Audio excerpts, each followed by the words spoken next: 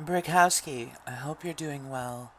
I hope that as soon as you're out of the hospital, you work on that stiffness in your body. That's definitely going to be needing scrubbing out. So feel free to stop by the nurse station anytime. We're just across the hallway. Things are starting to heat up on an all-new episode of W3. Join Big Dog Andrew Everett and Dino Winwood for another action-packed, exciting episode of W3, the best wrestling in the whole wide world.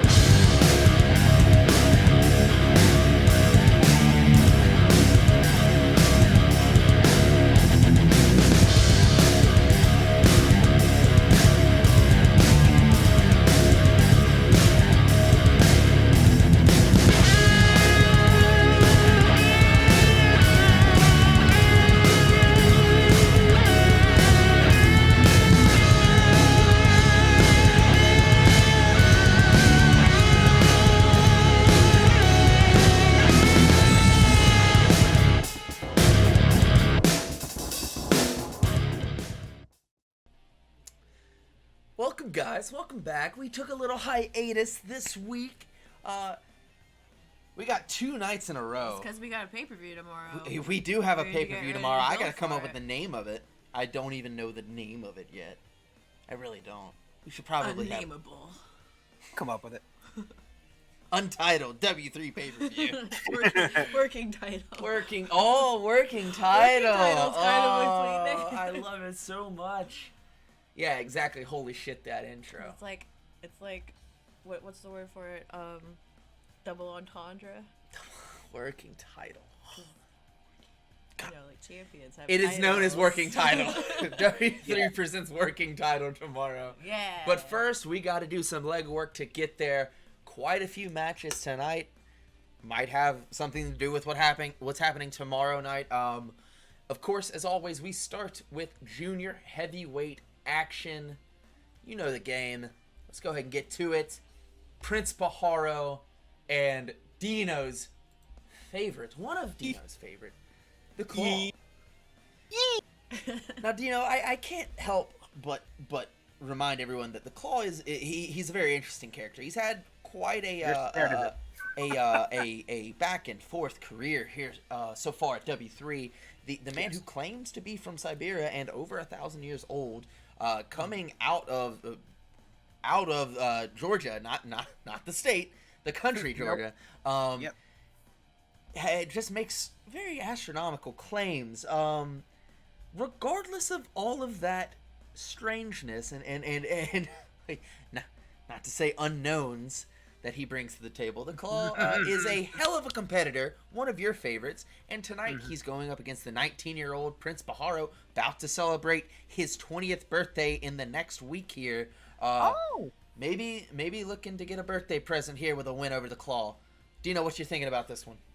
I mean, it's going to be, again, okay, so Pajaro, known for the high-flying tactics. Claw, known to be a little more grounded, but not shy to climb up to the ropes.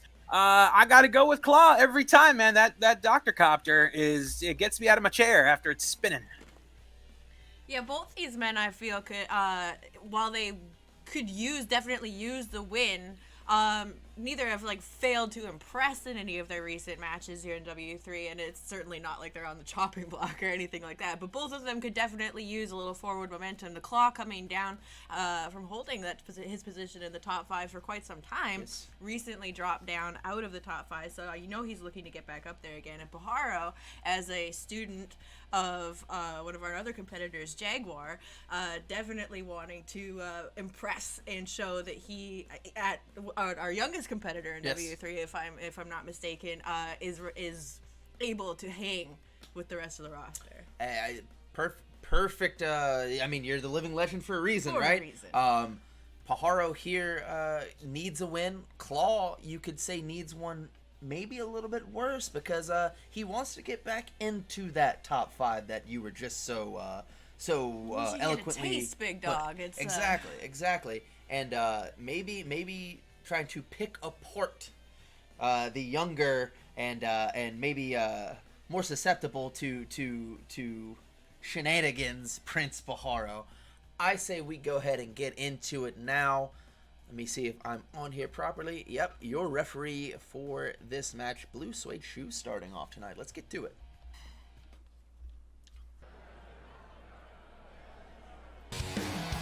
We're out here feeling the breeze again. This song sounds familiar.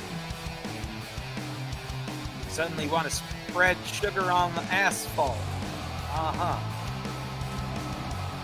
Just spread sugar on the asphalt. That's all that I know. Cause I mostly listen to electronic at that time.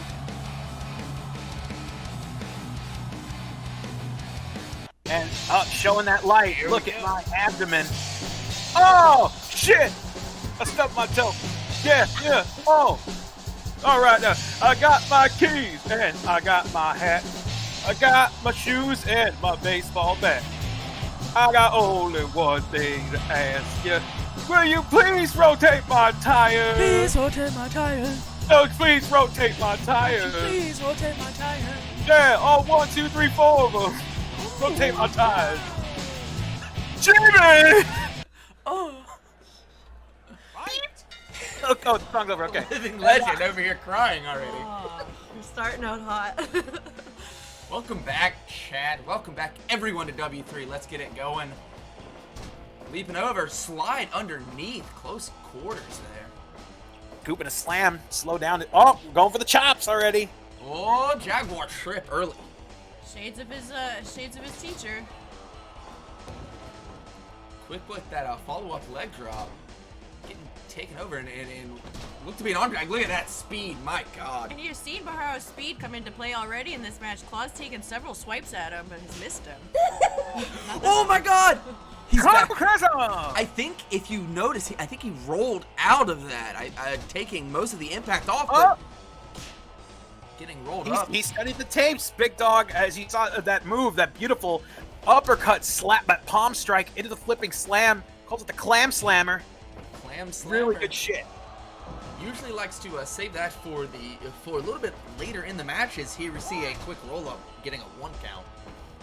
It shows you he wants to end this early. He wants to make a statement here. Claw wanted to, as you stated, wanted to turn that sort of a unbalanced winning streak into a more steady one. Nothing steady about the early goings of this match. Finally getting a suplex to land. Pajaro's been countering things every so often here. Didn't counter that one right in the center of the ring. No. Uh-oh. Whoa. I think Claw's done playing.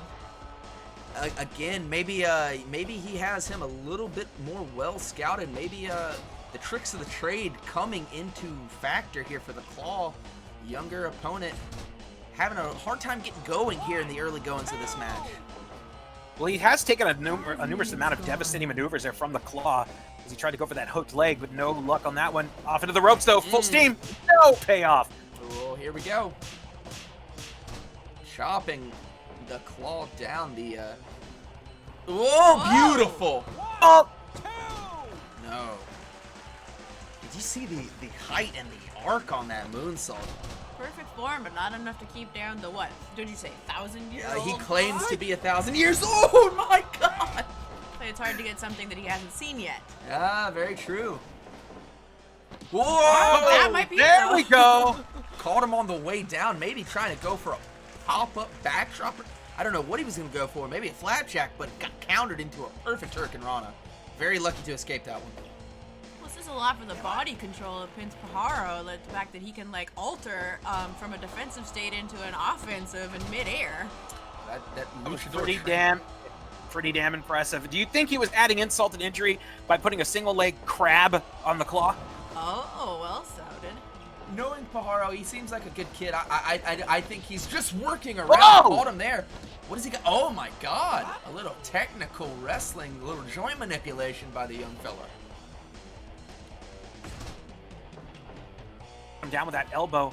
Goes for that lock. Oh, Pajaro getting the mask. Blocks it, though. Slamming him face first. Serving him up to the buckle. Nice forward victory roll. Still too close to those ropes, though. Got those toes on those ropes. He's away from him there. 1, 2. Beautiful bridge. No. Claw. Just, here we go. Whoa. knocking him up. Oh! Fuck! And he is elbow. not happy right now. He's frustrated. Oh, to say the beautiful least. counter by Whoa, God. shit! How Nice. did he get again? Another one! For good measure. Maybe he felt like he didn't get all of that first one. Rolling him over a couple times, getting him away from those ropes, almost getting it done I right think there. the extra time it took for the second roll was enough to get enough time for Claw to recover. He is now dealing with the X Factor, and Wow. he got the pin off of it. Oh, he got free! He's happy about it. All right, well, happy birthday, kid. Happy birthday, Prince Pajaro. He starts to turn I'm his luck around. surprised.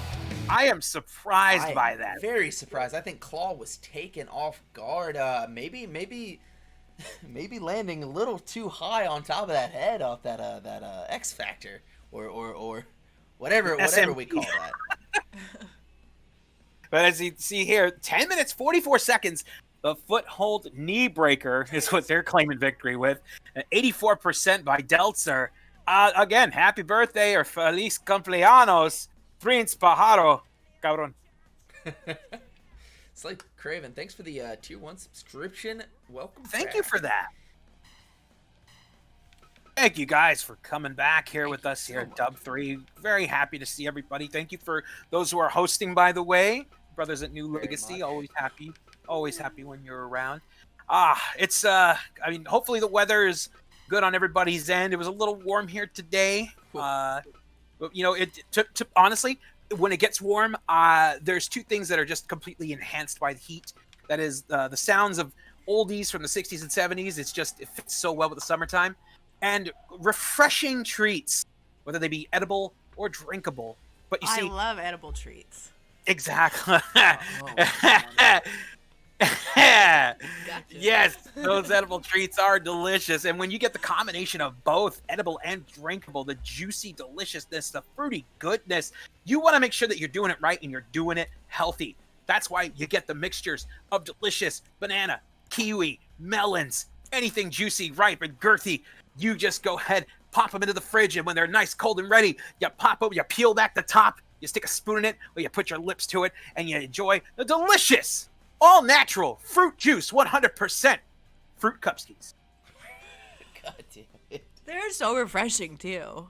They really are, and it's so cute though because like they take the little like pulpy fruits, like the melons and the pineapples and stuff, and they cut them in the little bow tie shapes. It's so cute. It's the extra time and effort that goes into these products. That seems like Yes. it seems like a waste of products. What? What are you talking about? It adds extra. Okay, Hold so on. you mean to tell me that if you were to, you know, to eat a thing of soup and it's like, oh, this is alphabet soup, or oh, these are little shapes of the soup, you call that a waste? No, I don't. No. Good, because it's Good. not. It's making things fun. Hold on, I'm getting like past a piece of paper here. What do you got? Message from Nexus. Hold up. Nexus, Oh, what? okay. What's up? What? What's going on? I didn't get. Were you saying to check the Twitter? No one gave me any information about things. What's going on? Oh yeah, no, you don't have a voice in your ear? Because this feels like something you should have a voice in your ear about. I'm hearing it too. Yeah, click that link, ladies and gentlemen. Oh, you scheming bitch. Wow, language for one. Brickhouse. Bree Kurd is filing for divorce. divorce. She's divorcing Tim Kurd. Yeah. If Count you down see to the 3, pictures there, you 2, got Brickhouse. 1. Drew's ear is about to blow off. Hold on. You guys aren't Tim. He's Yeah. banned from the. Yeah. Yes, sir. Yes, sir. I understand. Yeah. Okay. I'll relay. Yes. Ladies and gentlemen, Brickowski has been banned from the building tonight. You're shitting me. He What kind of bullshit is he that? will be competing tomorrow. Against a mystery opponent. From what I understand, he said it. At the pay-per-view? Yes, tomorrow at Working Title, W3 presents Working Title. He's going to be wrestling tomorrow. He's missing me. He's going to be fighting tomorrow. I don't know what that means. Wrestling tomorrow. Well, obviously, it means wrestling. Yeah. Okay. Tim, we're thinking about you, bud. I'm sorry that this happened. There's plenty of fish in the sea.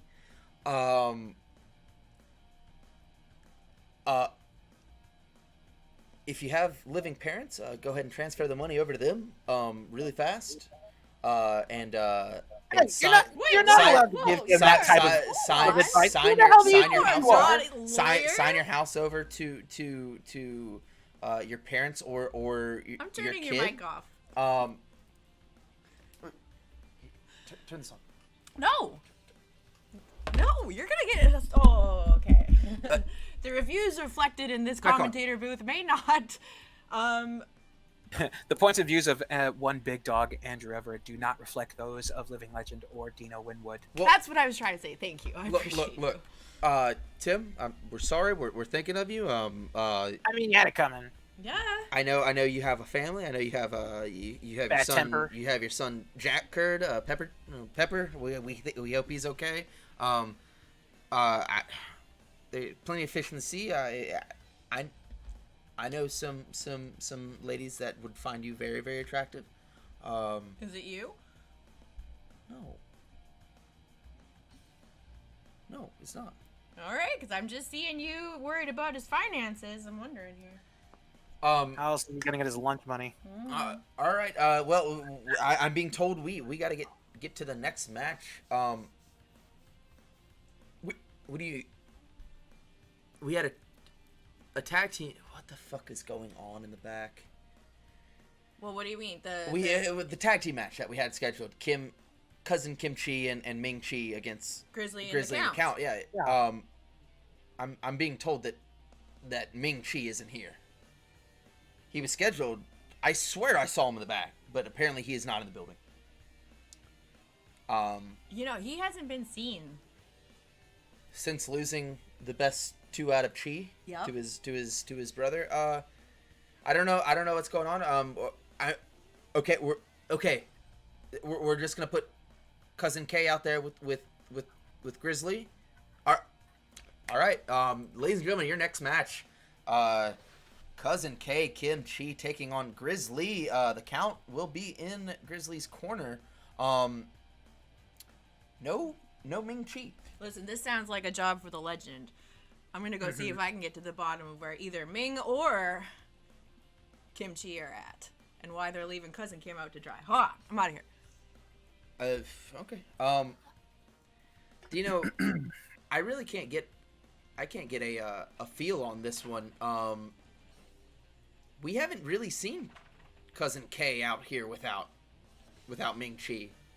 Yeah, that was when things were just a little shitty. Now they're just completely overflowing from the bowl, as I call it, a floater exploder.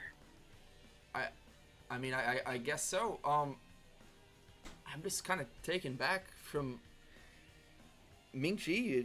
I saw him earlier here today. Okay, maybe he's sick. I don't know. He's sick, all right. But all right. Well, given that, I would normally ask Legend and you what your thoughts of this match are, but I have to go with Grizzly on this one. He's kind of got the drop on Kim Chee here. He's kind of all alone. Yeah, you're not wrong. I mean, just because it's a singles match doesn't mean that it's going to be one man versus one man. No, not with these two. So I mean, let's go ahead and get into it now. I don't know what the hell's happening here tonight. Stuff's happening. Kim Chee taking on Grizzly. Let's get to it. So strange.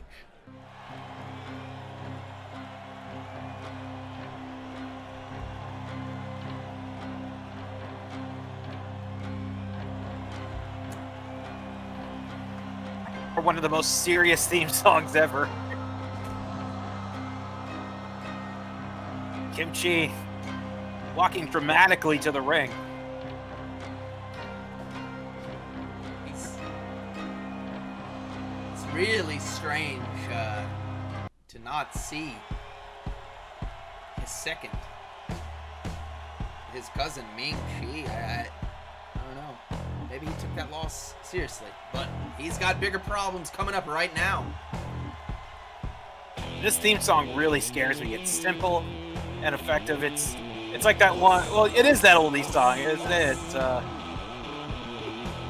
The undocumented jingle.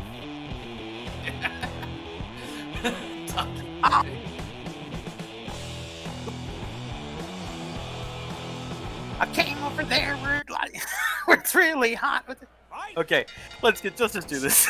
See, locks him up. Already laying it. See, he's smart. He's not letting up. He's just gonna keep going. Oh, see, he knew that was gonna happen. Went in for the strikes. Went for the suplex. Stupidly trying to match strength, and that's what he gets right there. I don't know. Maybe if there's a top 10 of people that can go with the strength category, Cousin Kim is no slouch in that division. Former judo champion. He's actually slimmed down since his judo days. About 6'8", 6'9", one of our tallest competitors. Oh my God. I didn't even know he could shed height, but he's going to shed some skin on his forehead. They're caught in between the teeth of Grizz. He's about big splash. 340, but Grizz can match his about 40-pound weight disadvantage with pure aggression and strength in his own department. As you see there, the count looking on. This is some large individuals in this match. Oh my God! Oh boy, here we go. 350, 360. And he just lifted him up like he was 3 or 6. Ropes. No, he hangs on. Oh, nice snap jab on that one. I like the form on that. Whoa, taking him down with it. Press. Flash. One count only. Not surprising. Short arm lariat. Beautiful throw. You notice he had to get real low on that one. Damn near cheeks touching the mat to float over Big Grizz Lee. I mean, that's nothing new to him, that judo background that he is so well known for. Now just taking it to him with these chops. You could see the glow on the chest there of Grizz Lee. He's been laying in those chops pretty hard on the pectacles. Going to the bear hug again. I think he's gassing himself out here, though. Ooh, almost to the back of the head. And say if Grizz Lee didn't have that extra height advantage on it, he would have flown over a lot easier. To the eyes. Very intelligent. Uh-oh. Picking him up. Over the shoulder, just breaking him in half. Canadian backbreaker. And now this is just becoming just a showing of strength by both individuals. Testing the durabilities of the spine and back. Only a 2 count, though, on that attempt. Again, maybe. Oh, my God. He's answering right back to these submissions. Forearm shiver. Oh, here we go. He's gonna take a breather. I think he's gonna need it. If he was thinking of flying, it's definitely a full moon tonight. Falling power slam. He's got him cradled. No. And they're getting closer with every attempt, big dog. You see Chi there acknowledging the count. Oh, there's another slam. Hooks it.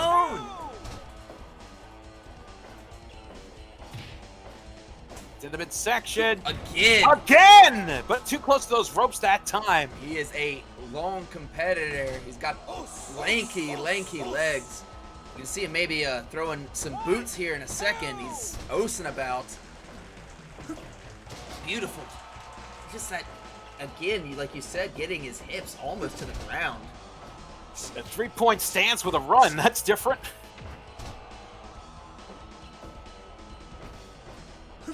Again with that power slam. He's far enough away from the ropes now. No. Sure, closer and closer to the 3, big dog. Here's that front judo slam as the Grizz Lee now heads up. Big Grizz Lee, but he's back up to his feet. Snubs in that deep pocketed form. Overhead chop, float over. He's using the speed He's using the momentum, but he needs to start hitting more power, big dog. Ooh! Stop me! He must have heard me!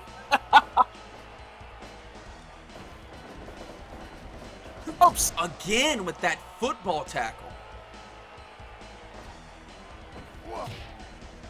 The section that gets him off into that power slam. 1, It's the 2. move of the night. Say, folks, take a drink every time. Damn, did you see the combination on that big dog? Having a little background in sumo as well as, in addition to his judo background. Showing it right there. These two guys are just picking each other up and throwing each other. Oh, again, maybe that knee. There it is. He's back Again! up, though. Oh, this is completely a measuring contest at this point. Drop kick. Heavy. This is indeed an os fight.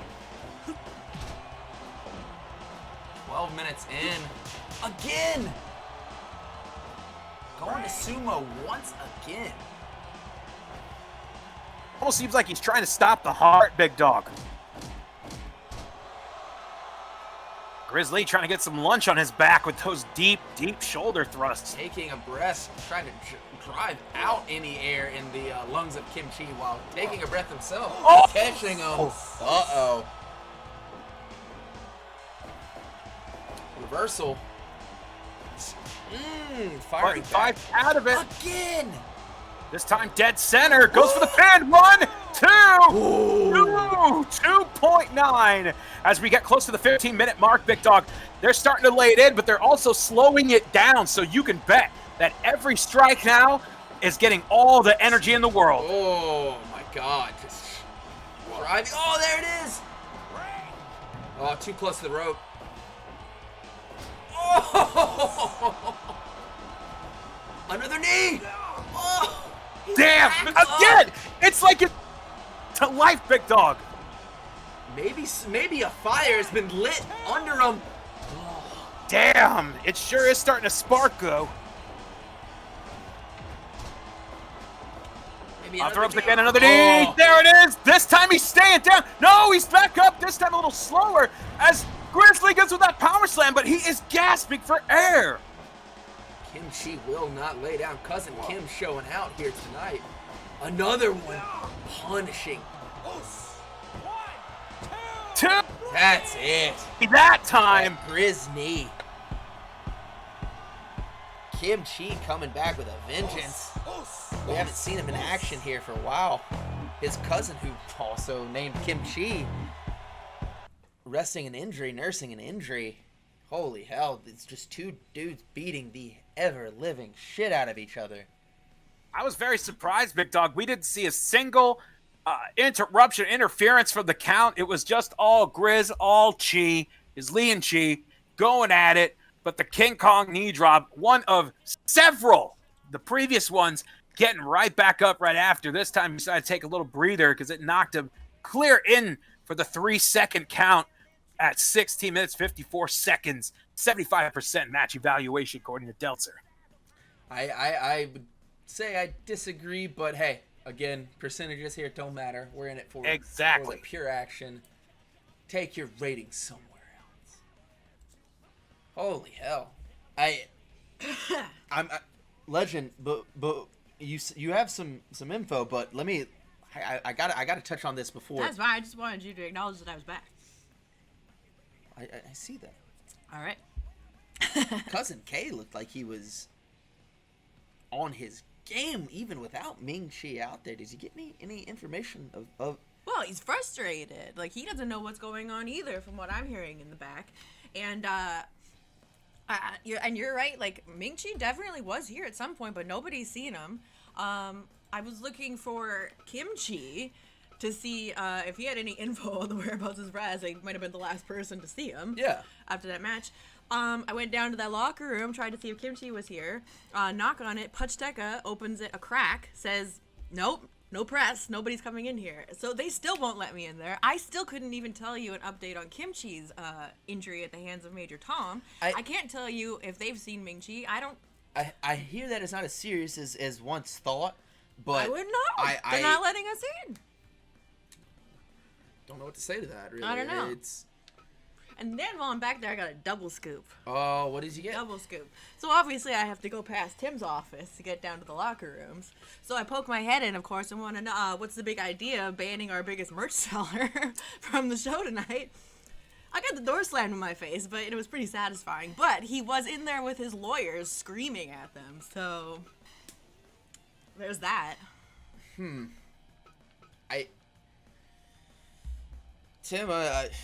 Oh, he's not listening. He's not watching No, the show. he's He's not? screaming to his Shit. lawyers. Yeah, you're on your own right now, big dog. Good to see Grizzly confident again. Grizzly had quite a hard time putting Cousin K away. Maybe like you said, anger. Like I said before, we saw he's Ming Chi. frustrated. I saw Ming Anyone Chi who's talked earlier. to him knows he's frustrated. I saw Ming Chi was here earlier. Well, he didn't see him. He's know what avoiding to his say. cousin for some reason.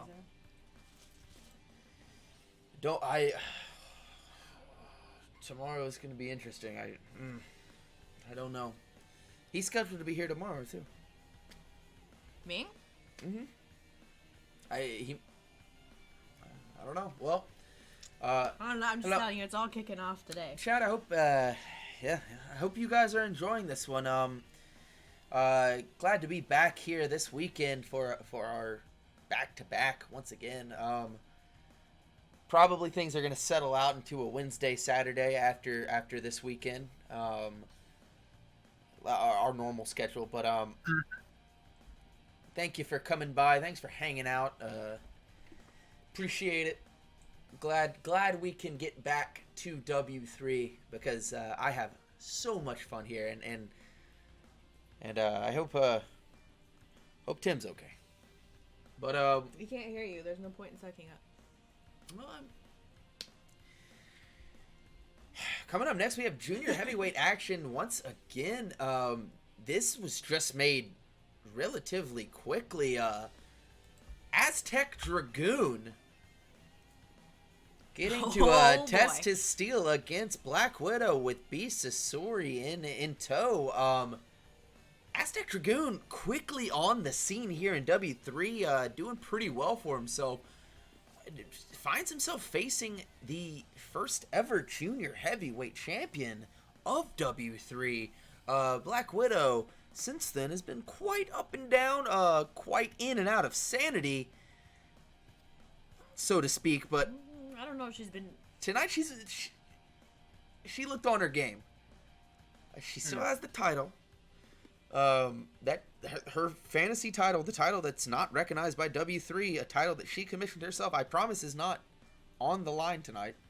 This is Aztec Dragoon getting a shot at who I believe is still the third junior heavyweight in the division. If I remember correctly, yes, she is the third junior heavyweight in the division, sitting behind Black Ninja and Abysspa. Black Widow looks to be getting back on track, but Aztec Dragoon brings something that maybe she hasn't seen. Fresh face, some new moves. Maybe Aztec Dragoon can pull out an upset here, and you know what? I'm kind of partial. I think he's going to. Would you like to add on to that legend? What do you think about this one? Listen, I'm not going to take anything away from the kid. You know that Aztec Dragoon has fast become one of my favorites here in W3 since he burst onto the scene with an impressive display and did recently pick up his first win, though you wouldn't have known it from the memories of the matches he's had that it was his first win. Impressive kid. Got a bright future ahead of him. This match, however, as you said, number 3 ranked junior heavyweight, and it's all going to depend on her.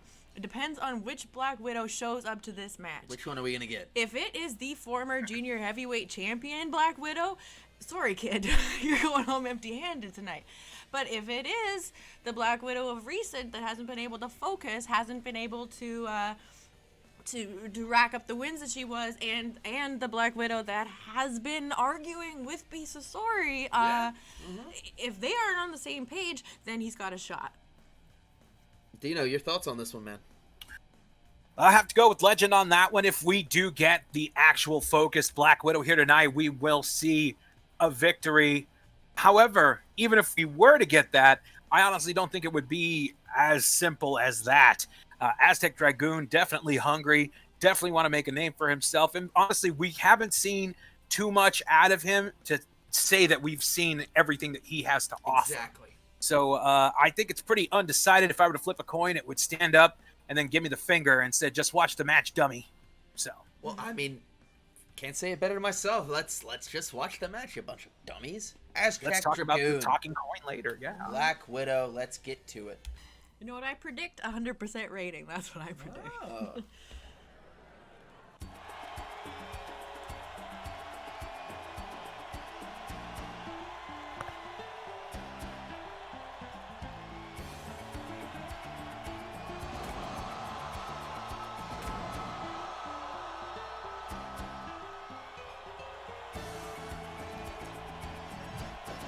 I'm enjoying the breeze out here tonight.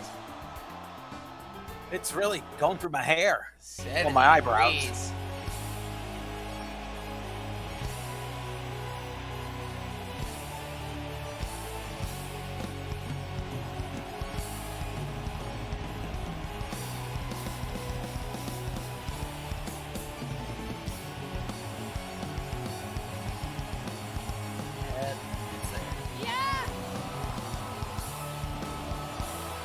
The melody of this song, it's very It's almost captivating. haunting and scary and captivating, like the great British band Stroller of Dirt.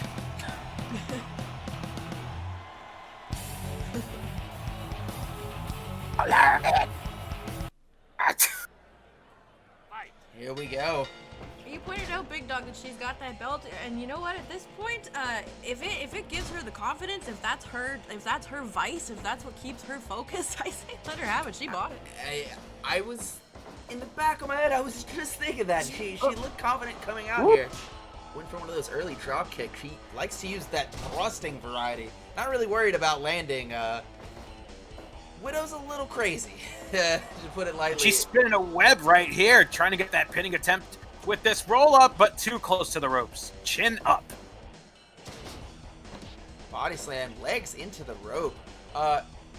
Again, with Black Widow, she lacks often the size, even in the junior heavyweight division, but she makes up for it with pure, absolute talent. She is easily one of the most talented wrestlers in the world today. Whoa, taking a page out of Bad Blood's book, but paying for it. Oh, right into the corner. Oh, first into those buckles with that Jaguar defense.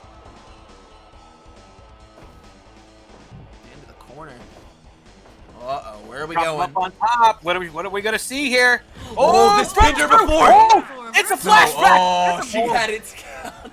And you know she was panicking right then and there. Beautiful front drop kick. Deep arm drag. See, that's the thing. She has to use every single bit of body weight she has in just about everything she does. She throws herself into it. She's Exactly. fully committed to her style. Ooh, narrowly missing that spinning soul, but beautiful cross body. Cross body. Trying to catch him If off that- guard.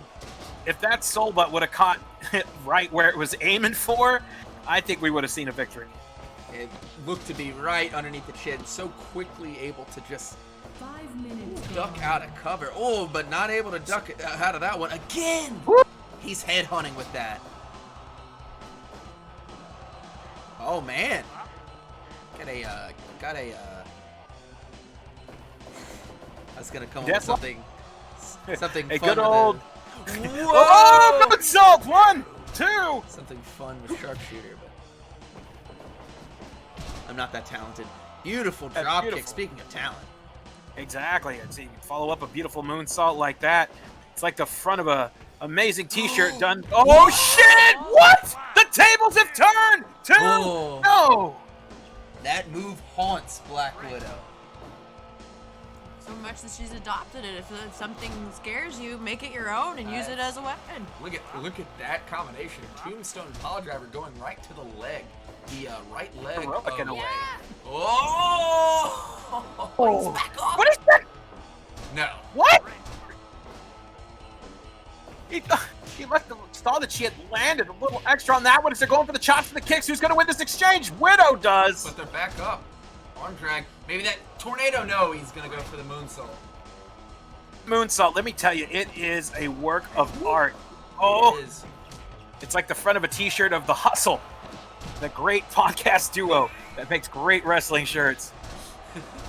Shout out to Brian. Falling back chop.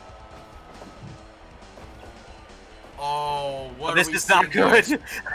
Oh god. If you're on top of the... Oh, What the hell? no! What? Why did he kick out? How What did he we kick just out? see and how did he kick out? Oh god, and those kicks to the spine, Dino. He's pissed. He is pissed, legend. He is rearing back pretty hard on that neck and spine. Oh. Oh, that just German suplex close to those buckles.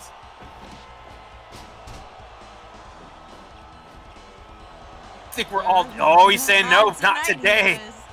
Got Oh, caught. whoops. Amazing Beautiful! stuff. Look at the bridge. 2. Oh. Caught showing off, 2.9. almost cost him.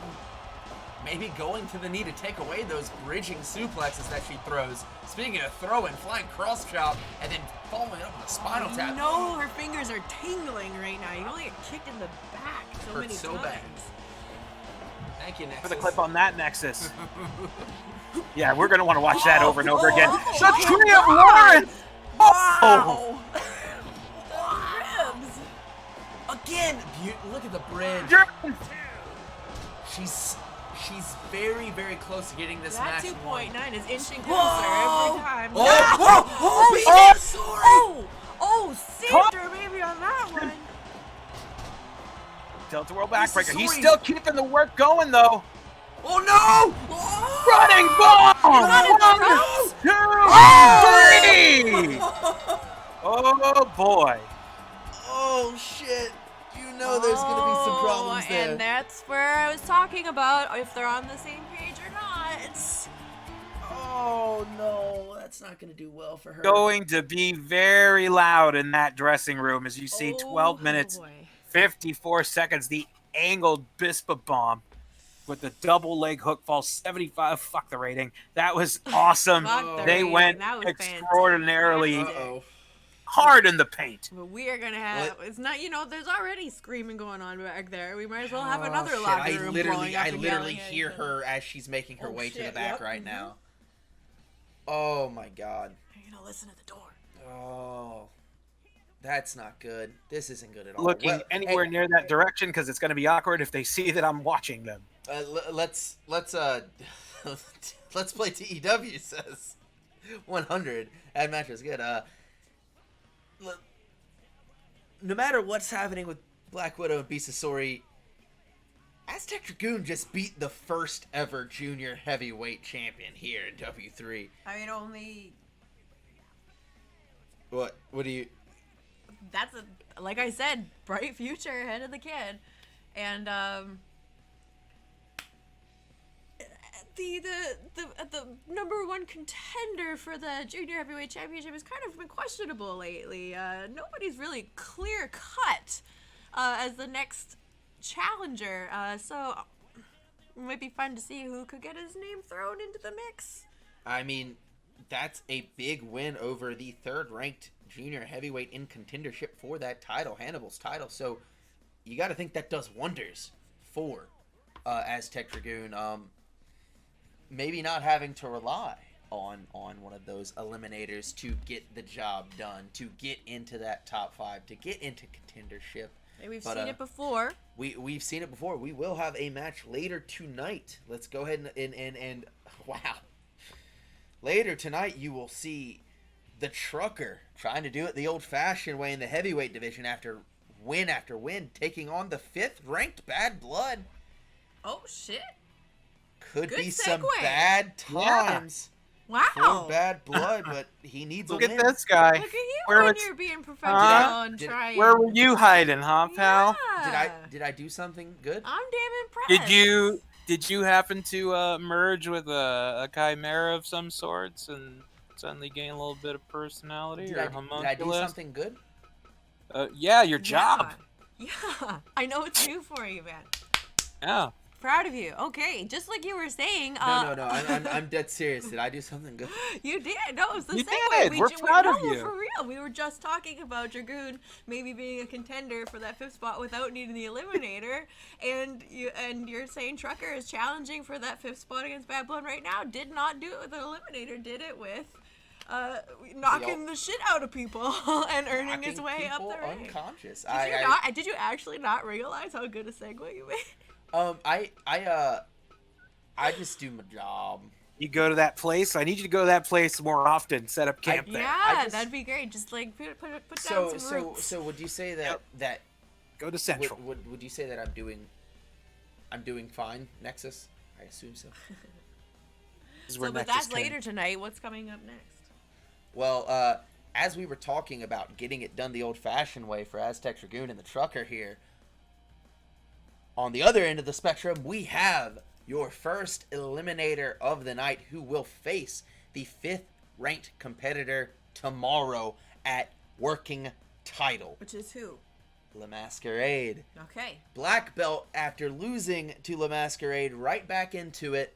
As you know, if you win the eliminator and you don't beat the 5th-ranked competitor, you go back to face 3 other competitors and drawn at random. And he's got his work cut out for him tonight.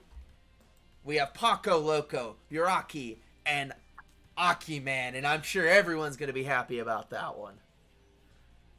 Well, Aki Man is one of our most popular competitors in W3, and for a reason. As we touched on last show, he is one of the more charismatic junior competitors that we have. That ding-a-ling swing is a lady killer. And mixes he his stands coffee out. with it. Yeah, exactly. Put a little cream in your coffee. A little flavoring. Oh God. Well, This is my friend. Hi. Well, Hello. Before I take a step out of the booth, I You go ahead and take a step. I'm gonna do my analysis. You can come back. I'll come back. You do your analysis. I can analyze the shit. You do that. I'm gonna make an attempt to behave my language. Anyway, as saying, Aki Man, one of the most charismatic in any division in the W3. He's bright, he's colorful, he's a little wacky, a little spicy sometimes. Yeah. Some fun aerial maneuvers, but some really fun mat-based maneuvers too. As we know, that super hook that he has criticaled multiple people with. Mm-hmm. That is fun to watch for, and you know he's working towards it every single time. Yuraki coming off a win as well. In his last appearance against Prince Pajaro, I do believe. I still haven't seen enough from Yuraki to make a clear-cut decision on whether I would lean towards him or not, but I do want to see more. Black Belt obviously put on a real impressive performance in his return in the last eliminator, winning that 4-way and then going on to face La Masquerade, not clinching that 5th spot, but still did an impressive job and has definitely earned the reappearance in this eliminator. He could easily go all the way if not for my guy Paco Loco. I love him. Like, I can't get enough. When he's out there, I know I'm watching him. He's so impressive in the ring, and I mention it every single time. I get excited about that big boy senton. Still to this show, nobody has taken it and kicked out of it. It's all been making sure you're avoiding getting hit with that plunge. But I say he hits it, and I say he goes back to earn that 5th spot that he only got a taste of, and I think it was enough. He's going back. Always a pleasure to hear the analyzing of that mind of yours, living legend. You earned that title for a reason. You live it, you breathe it, you walk it, you talk it. For me personally, it's expectations or what do you call it? Predictions. Book ended. It could either be the unpredictability of AKI Man. That ding-a-ling swing is a hell of a thing, as well as that big boy senton, that super big boy from Paco. I mean, again, black belt and Yuraki, we're getting to know them more. Yes. So I'm not fully confident in them, but I love being surprised. And this is definitely a hell of a mix to put together for this eliminator. And if you want to celebrate this mixer at home, you're going to want something delicious and probably a little a little tingly sensation on your taste buds to make you a little. I do love a little tingle on my tongue. There you go, a little dizzy devil. Jesus Christ. And we got a big mixed bag of berries here. And if you want a delicious mixed bag of berries with a little shot of Blueski in there, a little grandpa's old cough medicine, all you got to do is go to the delicious wine Spritzkowskis. They are delicious. Available in packs of 6 or 9. Nice and cold and stiff, ready for you to knock back. Why not 6 and 12? That makes no sense. Okay. Spritzkowskis. Okay. All right. Why would you? What's wrong with 9? What's wrong with 6 and 9? Nothing's wrong with 6 and 9s. Good. Okay. So what's your deal? Why don't you just buy 2 6s if you want 12? I mean, they did it back in the 70s. You think there was a 12-bagger? No, we got a few Sixers. 6 You or coming 9s. with? Oh, the Sixers are coming back, chat. Yay. For fuck's sake. Look, I'm sorry. It's happening. Talk to me when Grandma Ma's back in the game. Or when Ernest saves basketball. They're wrestling Ernest, son of a bitch. Okay. Oh God, I'm done. No, Mattitudinal, I did not advertise Dingleberries, the great boner comedy of the 1980s, which is coming up next week because it's the 4th of July on Films for People Who Enjoy Films. Oh yeah, we were talking. I hope we get sponsored by them because I really like that channel.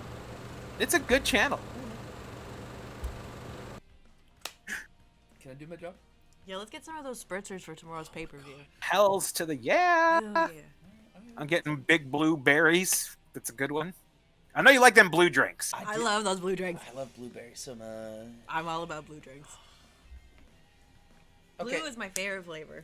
It's very true. I'm a fan of purple, and purple's really good. They got them gaping grapes. They're just so. I mean, it's from the same company that did Major Tom Bubblegum. Oh, that makes sense. Yeah. The gum that makes you wee. Exactly. All right. Well, I came here to do the analysis. Is that the right word? Analysis? Sure. Absolutely. Let's hear your thoughts.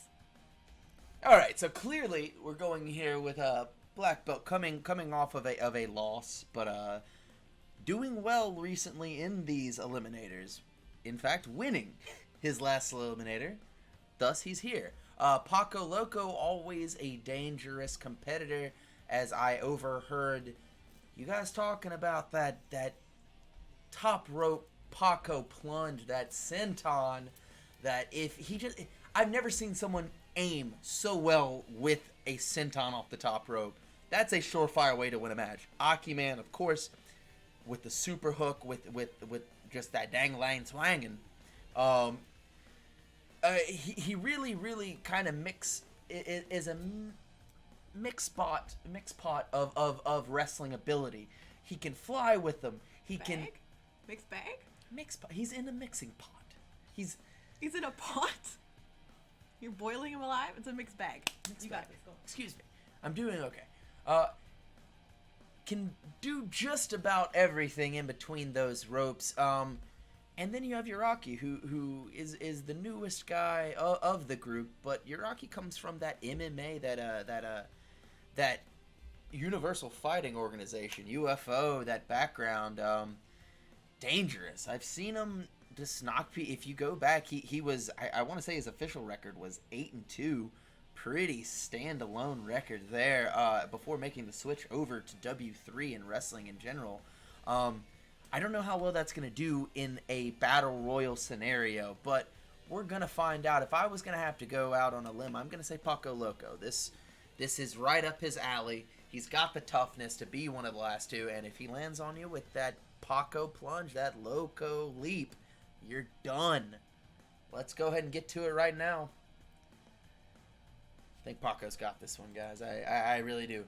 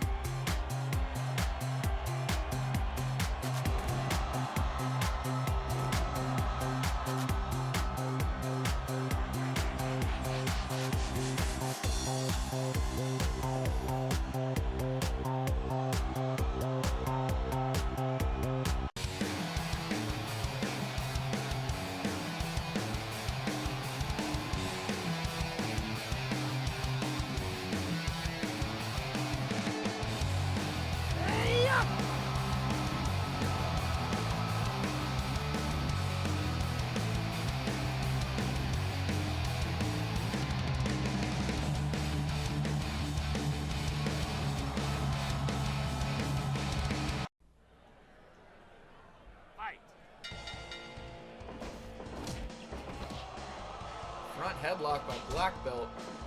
And you notice, though, right away, Black Belt and Iraqi going straight for each other, while as AKI and Paco kind of just taking their time with it. Now coming in with it. See that immediately going for a choke, going to what he is comfortable with. Ooh, he almost got caught with a spinning back elbow.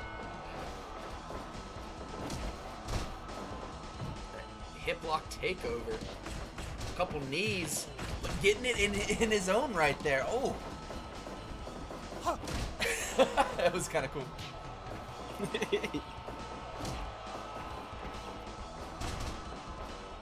Dragon screw. Caught him with a super kick early. That caught him right on the button, too. Hey, and in this sort of match, when you've got 3 bodies to target rather than 1, just throw a kick. You know, you're probably gonna catch someone. You might catch somebody. Oh my God, that rolling front neck choke, that is right from the. Ugh. Oh, the super hook on Aki Man. Interesting. That is that's poetic justice right there. That is Paco Loco. He does not give an F, ladies and gentlemen. That was short for fuck. I didn't say fuck. Okay. Hit a big boy of his own, a grounded big boy, did Black Belt. He did it pretty damn well. He must be studying. Black Belt and Paco Loco, no stranger doing one another. AKI Man with those wild slaps at the top of the eye of Black Belt. Ow. Did they not used to train together? They were kind of running buddies there for a little bit back on the Independence. Not so much anymore. Black Belt kind of going his own way, and as you see why. Yeah, give it the most forceful, hey, how are you? Sure, we never said they were close running mates. Speaking of running drop kick right to the face of Paco Loco. Yeah, any friendship that these guys had, maybe out the window. Or there's always the fact that maybe both of them just understand that this is every man for himself right Sure, now. nobody home. He drained that pool before he could land. Black Belt there in the corner by himself there sees AKI Man try to go for the scraps, but nobody there. Rocky so intelligently dragging his opponent to the center of the ring, understanding professional wrestling rules. That's a good start for Uraki. But he did end up dragging him in Uraki's path, making him stop running and break up the hold. So To adopt, adapt, and improve. yeah, Exactly. he just do better. Oh my God, he's got a calf slicer. Oh, look at that crossface, wrenching back. Those Cadolfo type kicks. Oh, There they are again. And that's easily Paco Loco is like adaptable with any sort of style. He probably looked at Uraki and said, "Oh, you do MMA? Okay, Yep. let's play." 1, 2. We got here pedigree. Got him in the face. Oh, the super blocking hook. that bidding attempt. AKI Man's just dingling, swinging. He's getting ready to call for it.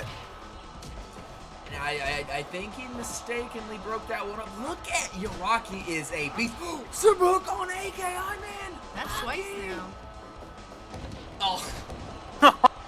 That's dropping a load of bricks on the back. He's been kicked out, Dino. He's not here today. Okay, just making sure. He's here in my heart. 10 minutes gone. Oh! Right on the button, Dino and Legend. Sorry, Tim. And now the chop to kick exchange between Uraki and AKI Man. AKI Man falls. Oh boy, is it? You stayed there. There's a lot of bodies in the match. There, Legend. With Oh, oh, there dingling flag! Oh, The Lord, crowd's he's going swinging. crazy. Oh, Lord, he's swinging.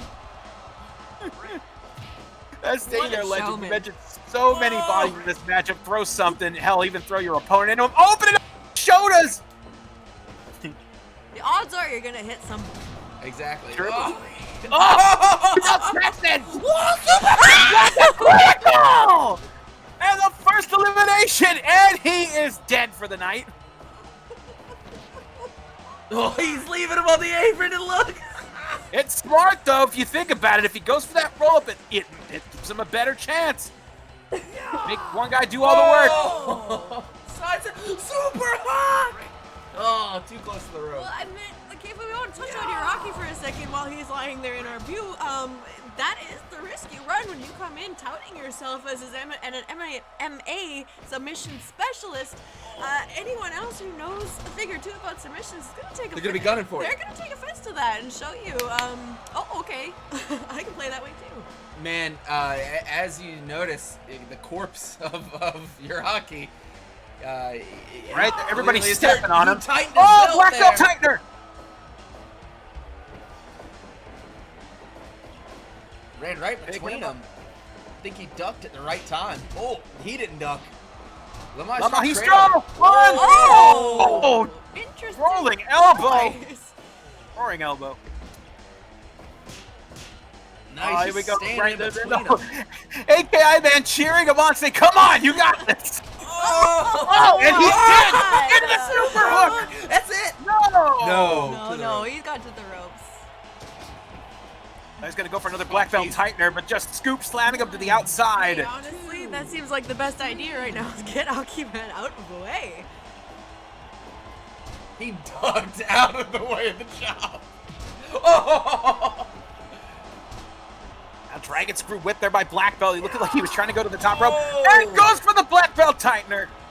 Here we go. Oh, Big shit! His ass! Now looking to just pick apart black belt. He's back up in control of things, dragging him over to Hiraki still. And I think checking it's a the mistake Twitter. to not pin him there after taking the senton.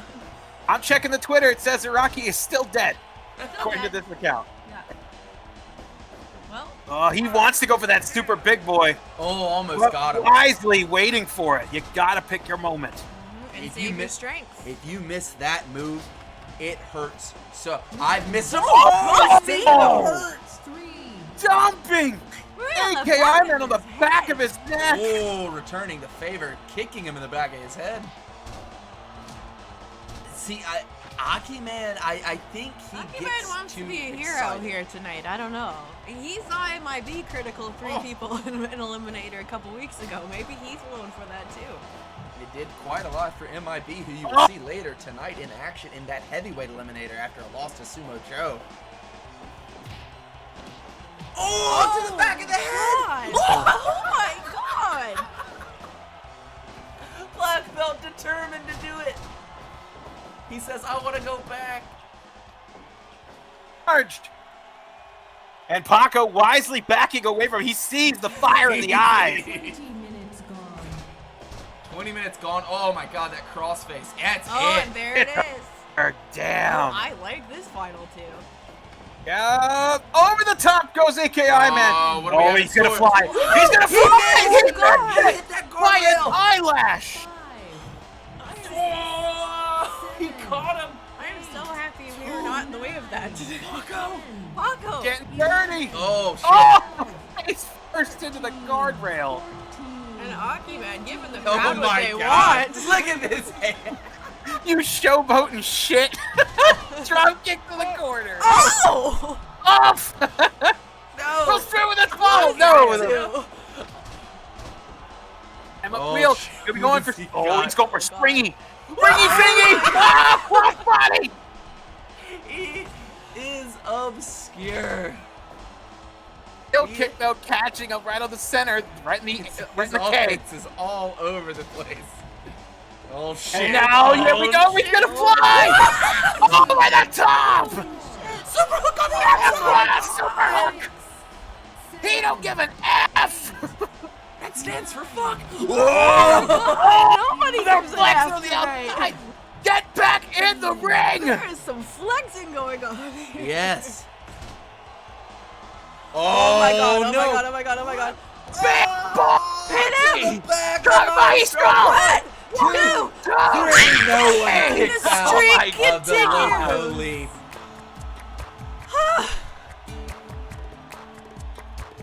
What a match.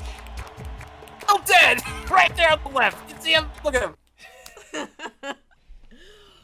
Yeah, you Yeah, I right. damn right 100%. It's Dude, Khan, Delta, thanks for get the that follow. pen out of your ass, because this is the truth you're writing now, pal. For real. As I said before, I thought Paco Loco was the most well-rounded competitor in this match, and he got it done. Straight up, that last senton off the top into that Lamai straw cradle, you can't go anywhere because you don't have any breath. You're all tied up. He knows how to get the job done. Paco Loco is a winner, and he wins tonight. Oh. Yes, that is a hell of a match right there. As you see right there, 11 minutes, 51 seconds, the AKI super hook, critically Yuraki. Black belt, 20 minutes, 10 seconds, the Nagata lock. And then the AKI, man, with the super big boy in the Lamahi straw combination, 23 minutes, 56 seconds, 100% all around the table. Damn, that was a great eliminator. I love the eliminators. That big boy sent on, you guys.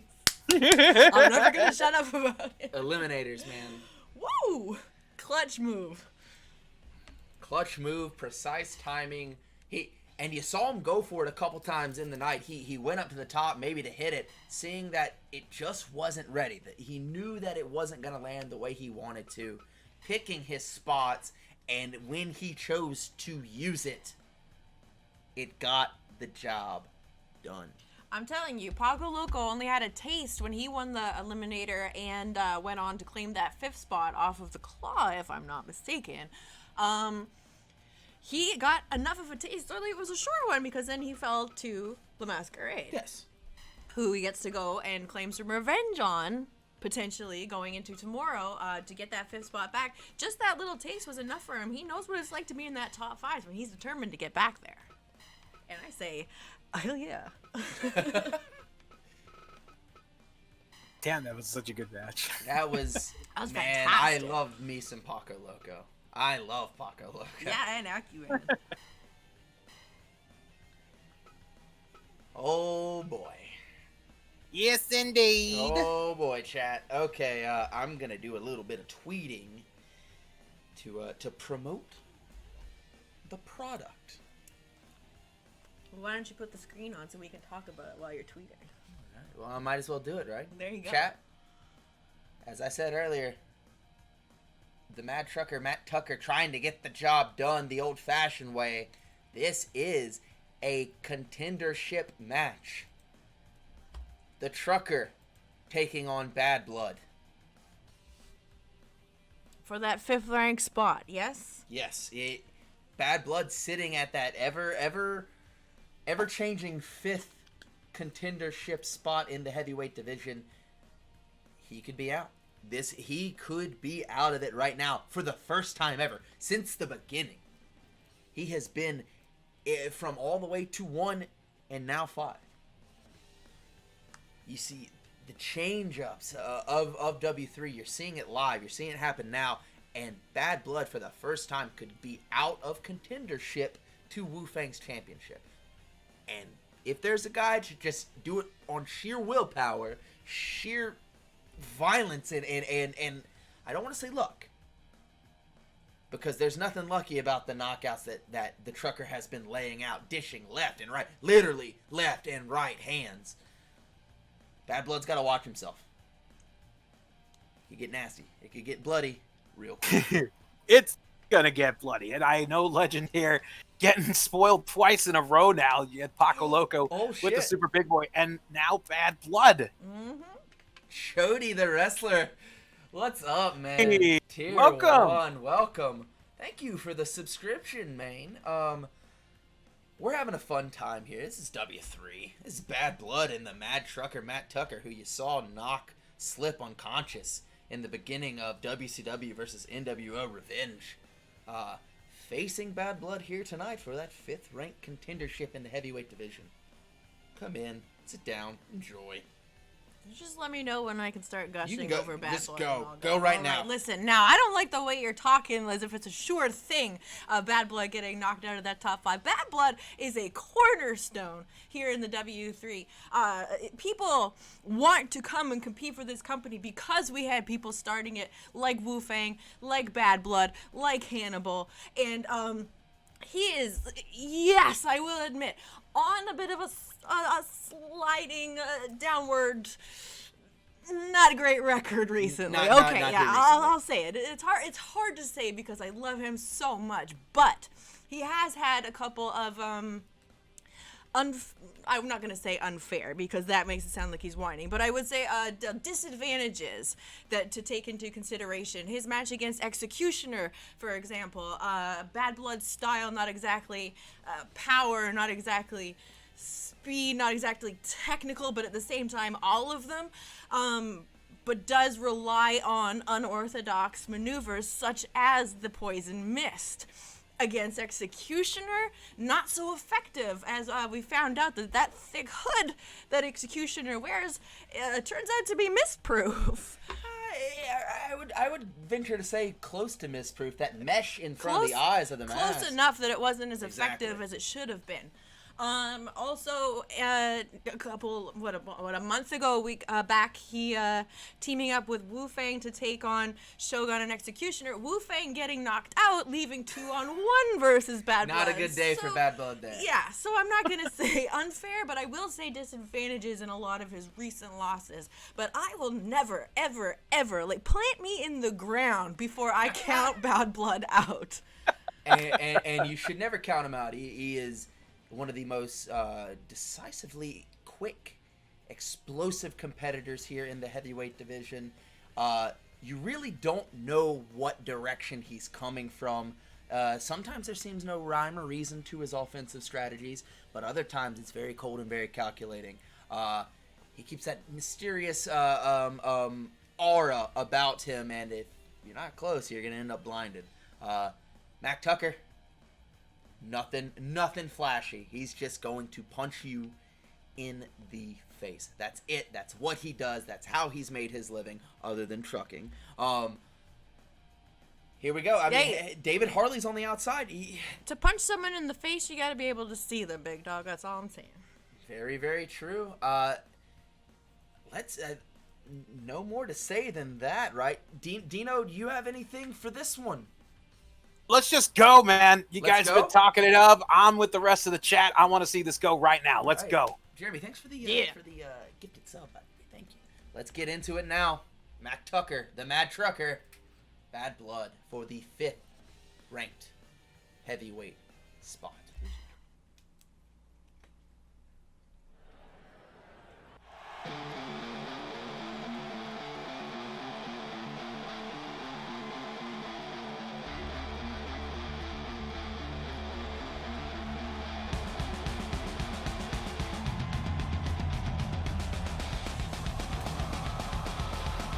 Taste those fries. Really, they're steak cuts. They're crinkles. They're waffles. I got nothing. I'm just really hungry. Ever confused about his surroundings is What? the trucker. It's a weird world to just land yourself in. A weird world is now entering this arena stage as you hear the whimsical, mysterious music of this man. Bounce with me as Bad Blood just walks to that ring. I mean, how would you feel if you just see a painted-faced individual like this spitting green at you as he's walking towards you in a straight line?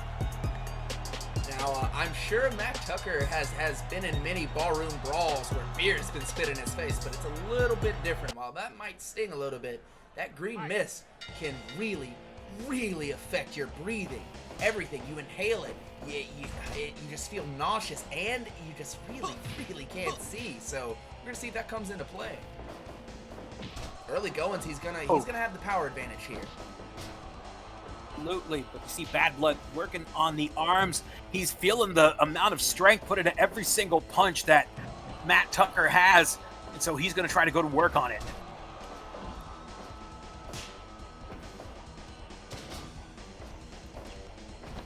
Oh, there we There go, you right go. to it. No sense When in all else bowing. failed. Oh, Trucker not taking kindly to it. Take away that sight, take away the awareness, take away his advantage. Very true. The eyeballs out of his skull. Caught him with that low kick, maybe trying to go to the legs. Can't really punch that well if you can't stand. Oh, right to the eyes. There you go. Softening up those head grapes. To the midsection.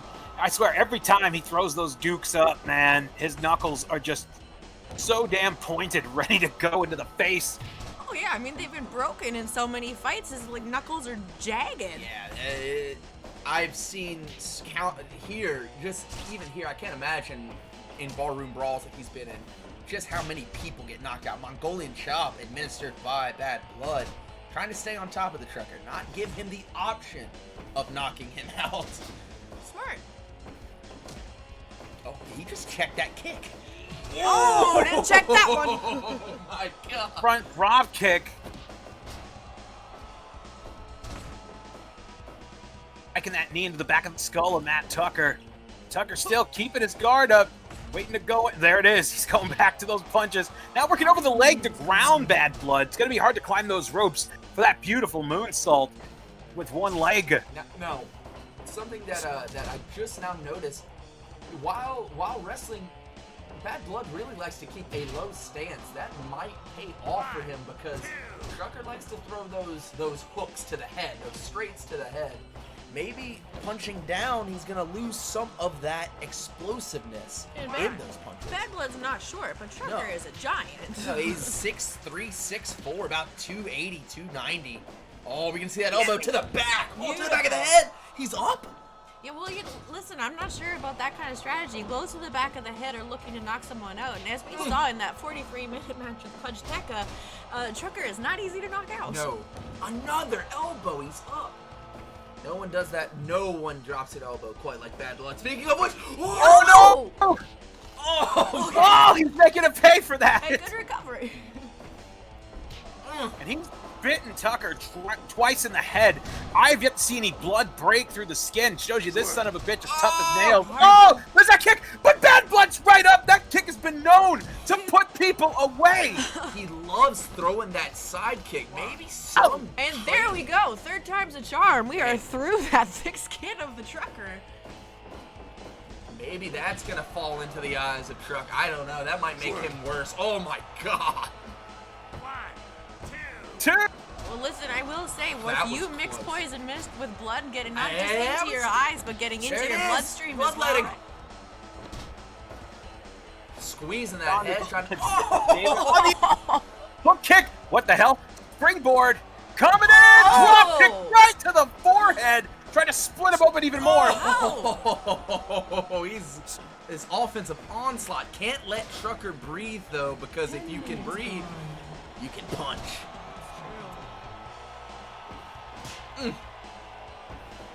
Yeah, Bethla not intimidated by that Here chop. it is. No, Oh! Too close to the Oh, ropes. that's a blood stain and a half left there. Oh! Maybe another one. opening up a kick. He's going He's for it way again. out there. There we got it. Last One. this time, 1, 2. Wow. He counted to him. He said 1, 2, Oh, 3. it is a good night for the legend, ladies and gentlemen.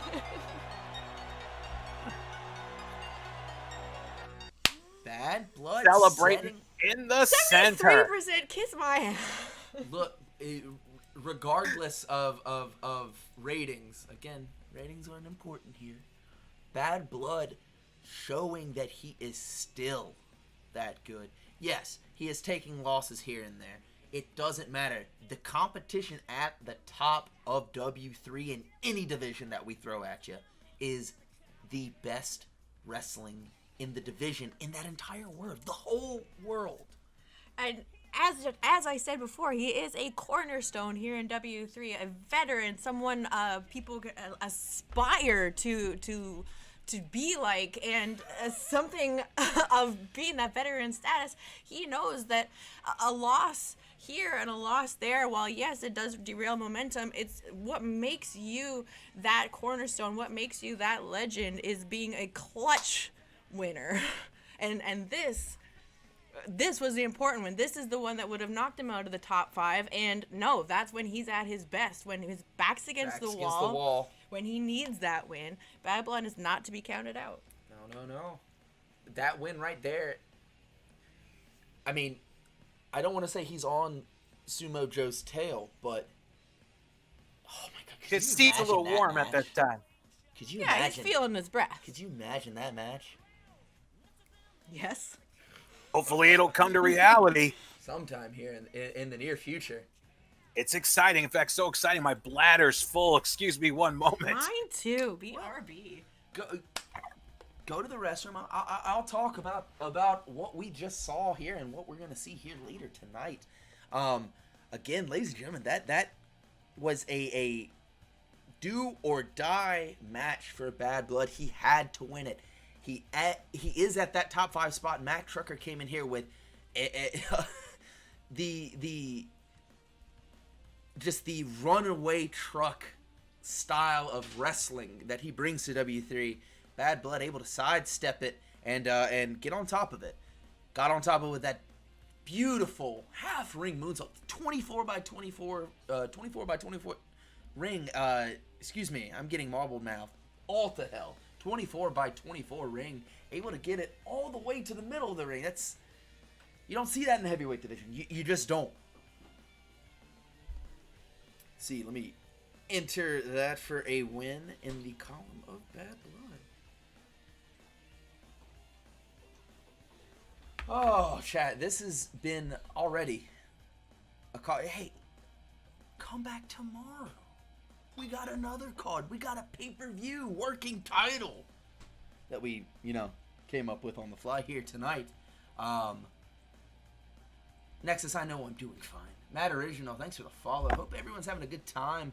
It feels like it's been more than 1 week without And that W3. pay-per-view tomorrow, with Bad Blood keeping that number 5 spot, he will be facing the winner of the eliminator of tonight's match tomorrow, won't he? So there you go. Come back tomorrow. You see more sweet Bad Blood. Bad Blood will be in action against the winner of the heavyweight eliminator that is coming up later tonight, where you will see Maya Inkaboy returning after a loss to the 5th-ranked Sumo Joe last week.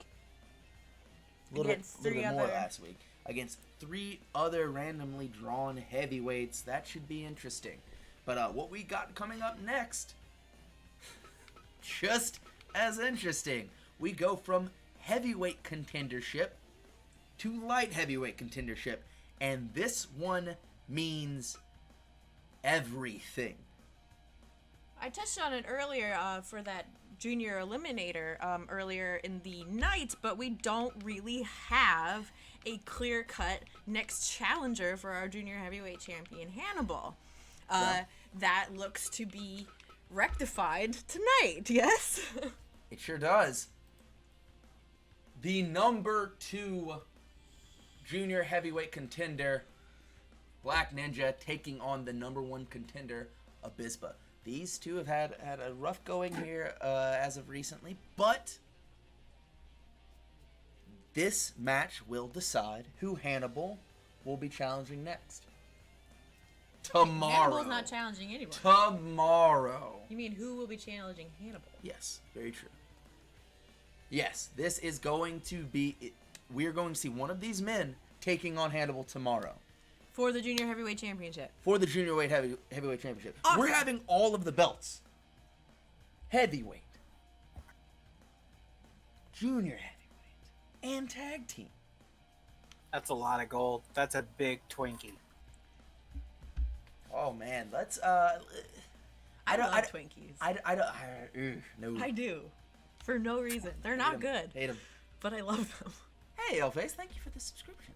For the 2 month. Back. Tag team back again. Checking the list. Let's begin. Abispa has one of the best records here in W3 if we're looking at the wins and losses and draws. We haven't seen a draw yet. We don't like those here. Been having a little trouble here as of recently. But Black Ninja kind of shaky getting into W3. He's been in the contendership, but just really hasn't moved anywhere. This could be what he needs. I mean, if he wins here, he gets a shot. He needs this shot. Can he do it? I'm not sure. Abispa, when when it counts, Abispa's there for it, other than that one time that he lost to Hannibal. I'm not sure what to think of this match. These two have met before. Black Ninja might be a little bit quicker. Abispa has the power advantage, but is no slouch in the air at all. Legend, this one might be too close to call for me. Here's the interesting thing about this match. Both these men, Abispa and Black Ninja, while yes, they are the 1 and 2 ranked competitors in the junior heavyweight division, both have the what do you want to call it, the ghosts of the past nipping at them. Abispa, yes, did taste that number 1 shot, that title shot against Hannibal, and looked to be really confident going through it, but still got caught. It's maybe a little bit of arrogance, maybe a little underestimating of the champion. Last week, Hanzoman beat. That's where I was going with this. The ghosts of the past. Last week, Hanzoman beat Black Ninja, and the week before that, Shaolin beat Abispa. Now, Hanzoman and Shaolin are our number 1 contenders for the tag team championships and a former tag team champions themselves. But also left that mark, made that message in the junior heavyweight division. While yes, they are going for the tag team division, that does not mean we should count them out of the singles as well. And both of them made a case for their contendership, which is why I was saying the number 1 spot in the juniors is so up in the air. Both these men are competing for the title shot on tomorrow's pay-per-view, but that does not mean that they have forgotten that Hanzoman and Shaolin have that win hanging over them. I mean, that straight up, they took bad losses. I don't know if you can say bad losses in the sense that the 2 lesser competitors, but they did not need to lose those matches. That's how we're in this predicament. These 2 have to face off tonight. We don't know who's going to face Hannibal tomorrow. It's going to be one of these men. It's either going to be Black Ninja or Abispa. Dino, who's winning this one? Who you got? I mean, Abispa's been on the success road plenty of times. The man is a legend. A Black Ninja, though, very fast. He can literally turn onto his favor in the blink of an eye. I mean, my brain is saying to go with Abispa on this one, but I'm rooting for Black Ninja. Me too. If history tells us anything, Abispa's got this match in the bag, but there's something in the air. I think Black Ninja will go on to face Hannibal tomorrow at the pay-per-view. All right, interesting. You're both going with Black Ninja? Yep. I'm going to go with Abispa. He has had that taste. He has had that shot. He's gone into a bit of a slide after not converting on the attempt against Hannibal, but I do feel like that means he's going to come back more determined than ever to prove that he has learned from that loss and to prove that he is ready to turn it into a W. Well, let's see if he can get that W. Right now, Black Ninja, Abispa, number 2 contender, number 1 contender. Let's get to it.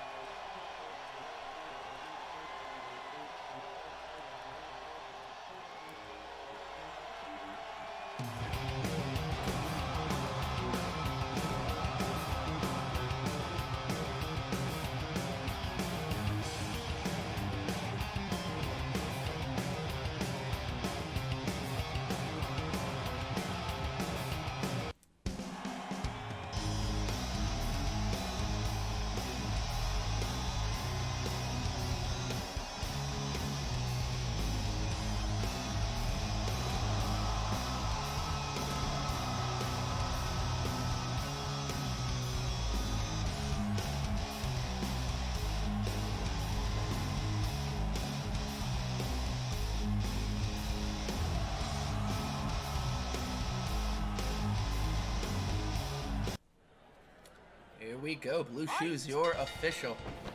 I've seen that swagger in Abispa coming down the ramp. I like that. I like what I'm seeing. I think he You're I'm feeling saying, confident? I am. I'm A feeling little confident. ass clap. Ducking that lariat. Damn, they are going full charge, big dog. Grounding him already. He sees that the energy is getting too excited over it. Decided to try to ground him to it, but now bring it up to the top. Oh shit! Oh no! Oh no! He's won with this.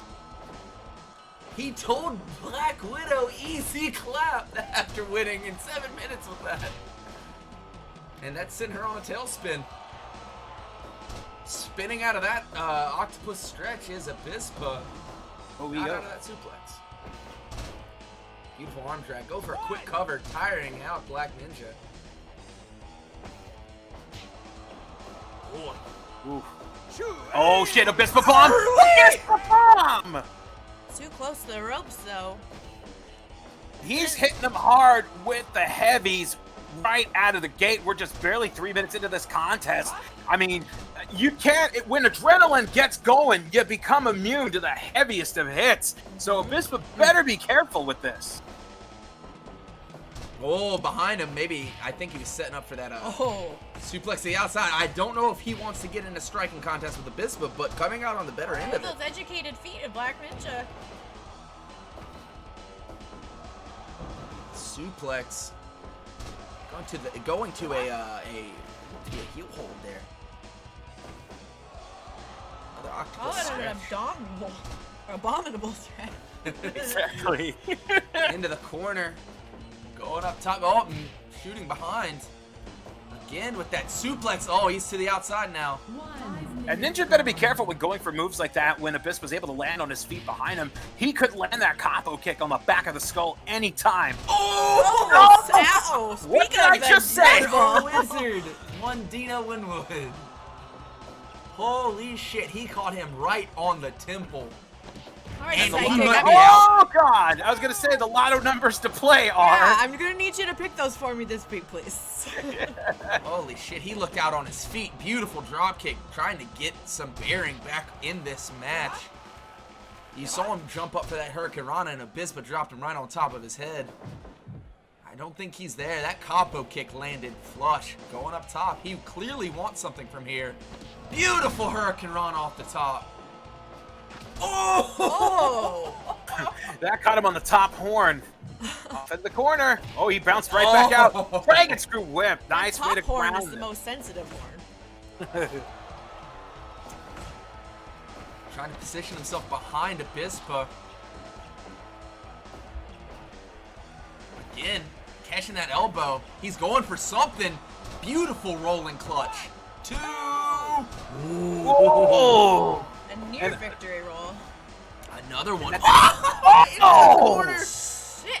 He's up though, but he's out. He's He's up. up, but he's not there. Because Combination he's of on kick. his feet doesn't mean he's up.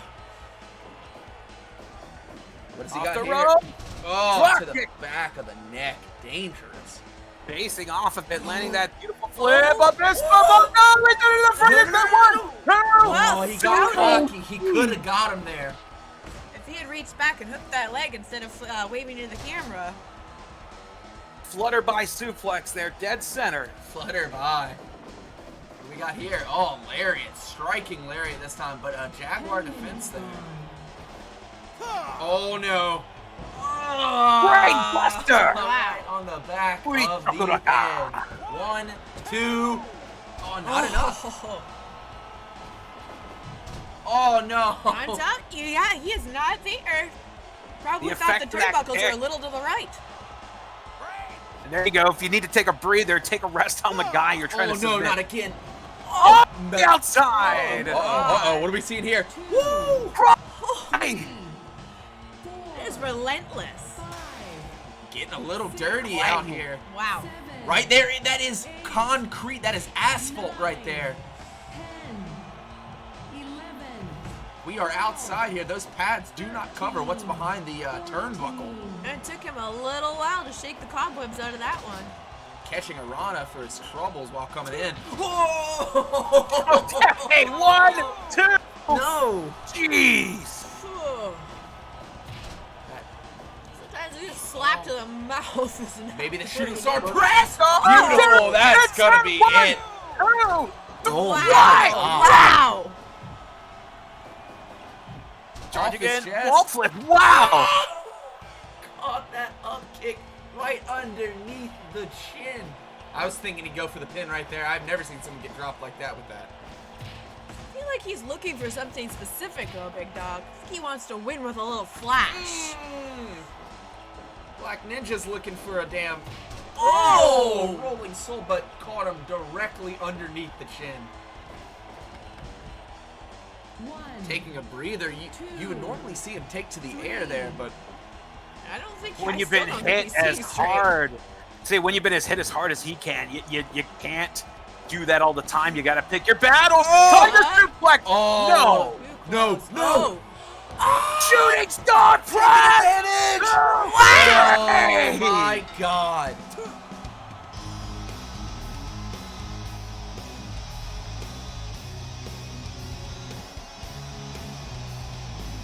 You have it right there. You're going to have a rematch tomorrow night.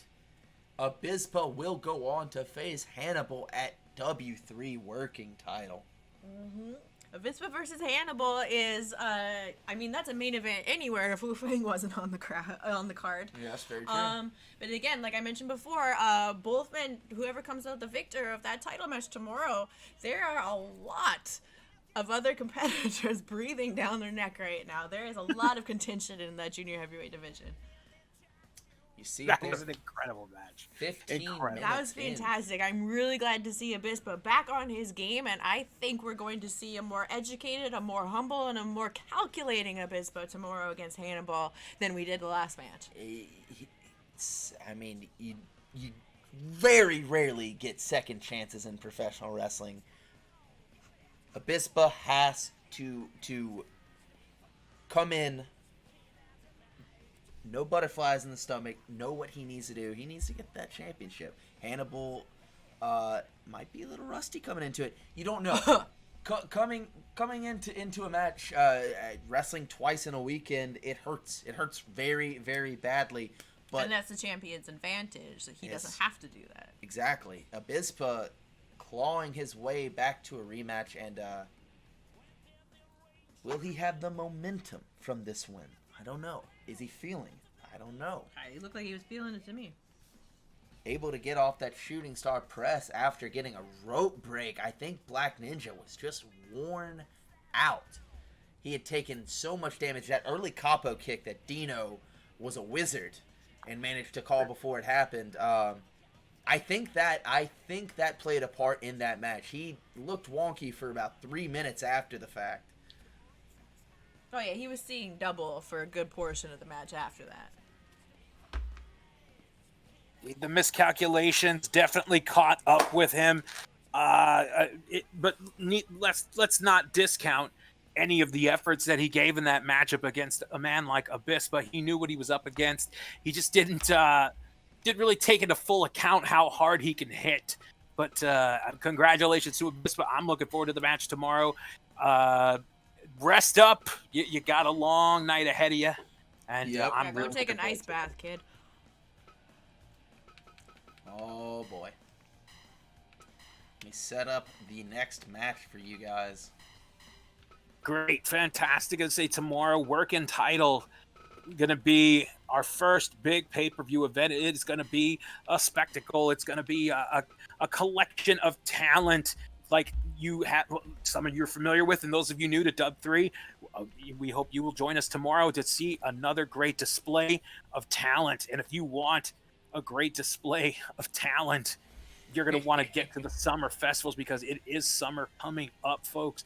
A lot of great bands, a lot of great shows here at the Dub 3 area, sponsoring our great shows and whatnot with our music and to tickle the eardrums. And we got to go ahead and promote the big festival coming up, sponsored by Dub 3. You're going to go ape shit for this one. We're calling it Brickfest. Brickfest. Oh, I heard rumors about this. Are you fucking serious? From the makers of Boa Palooza, one of the great premiere concerts of the 90s, with bands like Jones Affliction and those Gaga babies, the Gaga babies, and of course Emerald other Day. great. Yep, exactly, and the loud atrium, Shangri-La, and of course, who could forget the the flannel heavy stylings of bands like Gold Gravy. Yeah, the lead singer Teddy Renner is a big fan of Dub 3, and let's not forget Grey Corpse, the lead singer, good old Tom Corpse. Soon aspiring filmmaker says, "Hey guys, I'm Tom Corpse, and this is the best fucking wrestling in the whole wide world." So, he's a I big. always appreciate when they do plugs for us. Yeah. Oh, you just got that with Big Dog? Jesus. Exactly. Blitalica. I'm a big fan of flannel heavy music too. I really hope Shangri-La is there. Shangri-La is they gotta be there. I love when they trash their speakers, but then they still try to play their instruments right after. Well, yeah. That's their style. Oh, well, there's no gimmicks here in this next one. Like, are we having music before the pay-per-view tomorrow? Is there a festival, or is this for later? Well, this is after the festivities. They want to be able to celebrate, no matter what the outcome is. We're gonna have a great time. Hell yeah, that's the W3 way. Hell's yes. Why does he have a music festival? I don't Who? W3? No. Why is it named Brickfest? He's not even a champion here. There's no. Because they're dropping bricks of great music all into your ears. Chopping bricks on your foot. Yep. The shitty Beatles are definitely opening along with the Jolly Green Giants. Oh, you know what? I haven't seen them. How are they? They suck. Oh, damn it. Well, that's It's why not they're just a opening. clever name. You can Yeah. miss them. Oh my god. Well, while we have a festival named after someone who's not a champion here at all in any regards, we have some interesting happenings in this next match. This next match was made probably right around bell time. Didn't know that this match was gonna happen. Probably for good reason. Somebody's mad. Somebody's out for vengeance. Dake Ken has challenged Major Tom here tonight. Puchteca. His knee probably held together with duct tape or athletic he tape. didn't look too happy when he was kicking me out of the locker room. No. Dake Ken not gonna back down from any challenge after watching his running mates Kim Chee and Puchteca both fall victim to the spinning tom hold. Dake Ken says, "Listen, motherfucker, you want to fight? Let's fight." And Dino, you know one Tom Folk. He's not going to back down from a fight. He's never back down from a fight. Exactly. Thanks for quoting that legendary speech from Japan when him and his brother Dirty Bill, when they won the full globe tag pre. Yes. It was fantastic, and we thought that he was going to retire, but he says, "I will never, ever, ever, ever, never." And he went on for the rest of the night when people were leaving. He was still going. And then the next day, as soon as the sun came up, retire! Did you guys not know to just smack him on the back of the head to get him unstuck? I ain't going that way. No. Mind you, I paid a ticket just to watch a show. I ain't part of the show. Well, okay, I'm just saying if I had been a brought lot along on that tour, He I was a would lot more normal back then, and I still wouldn't have smacked him in the back of the head. Yeah, fuck you up. Yeah, no, absolutely not. Well, somebody that's been smacked in the head plenty. Dake Ken, again, just saying, "I want to fight you. I want to fight you, Major Tom." And voila, that's all it took. I guess Tim Kern, when he was still working today, he said, "You know what? Let's let him fight it out." Dake Ken. I don't think it would have mattered what Tim said or not. Dake Ken wants to fight. The Major obliges. Yeah, no, this fight would have happened regardless. If we would have signed it on, it would have just happened in front of no cameras. Yeah. This would have happened in the parking lot. And you knew it was inevitable. I mean, those three are tight. Puchteca, Dake Ken, and Kim Chee. Two of them going down to that spinning tom hold critical. Dake Ken is not going to take the disrespect of someone taking out his stablemates like that. He is going to fight for them. No. And trust me, Puchteca would be back in there if he could, but resting that knee tonight, probably a smart choice. And we still haven't seen Kim Chee, as I touched on earlier in the night. I don't know how extensive that injury is. And now we don't know where his brother is. Mm-hmm. Fucking Yep, strange. the plot thick ends. That's with 2 C's. It is going to be a very, very violent match coming up here. And if you ask me, half of those pink sweatpants are going to be white from a cast, not anything else. No, did someone spill her wine? I said from a cast. No, they did not spill the wine, but they do dig that girl. Let's go ahead and get into this shit right now. I need my Tom! Push the button, dog! Here we go, the maniacal mochi maker against that dastardly Major Tom. Elderly and insane. Elderly and insane. Hear this thing? Hell yeah. I'll just shut up.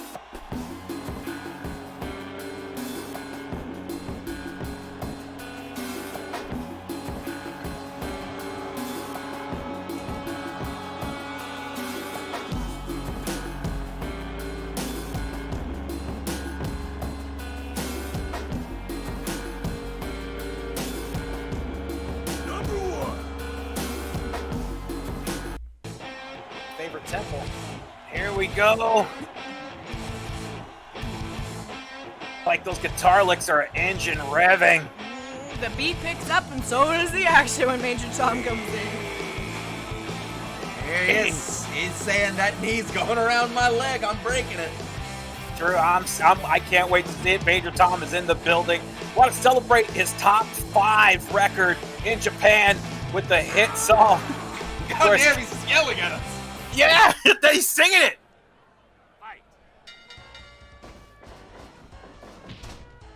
Cross chop that Kia. Learned that in the army.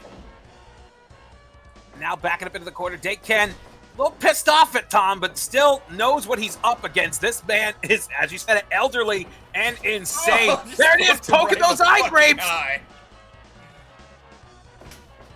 But Dake Ken, as nasty as they come, ever since relocating to Japan full time, living there now. Oh my God! Look at this technical. Oh, fuck. Oh, punch! He saw it though. He's been Dake studying Ken those tapes. has rather gone a little crazy, but his crazy's gonna be matched here with Major Tom. Shoulder tackle from Dake Ken. Yes, both these men opting for headbands, maybe to cover up their gashes on their head. Throwing that drop kick, missing. Jaguar defense. Good old Major Tom watches those Jaguar tapes. Big fan of him. Yeah, you sound a little mocking, but Major Tom has pulled out some maneuvers that I would never even attempt at his age. He He'll learned how to surprise fly you. learned how to fly in his later years. And he'll use shit. whatever he can to shit. drop Oh, on he you. went over the top rope. He's pointing him out. Oh man, here we go. Oh, he's pissed off. Yes, you better get out of that ring. He said, "Come on, motherfucker." Oh, he got him. Right on the just top of the fixed head. Pile driver right on top.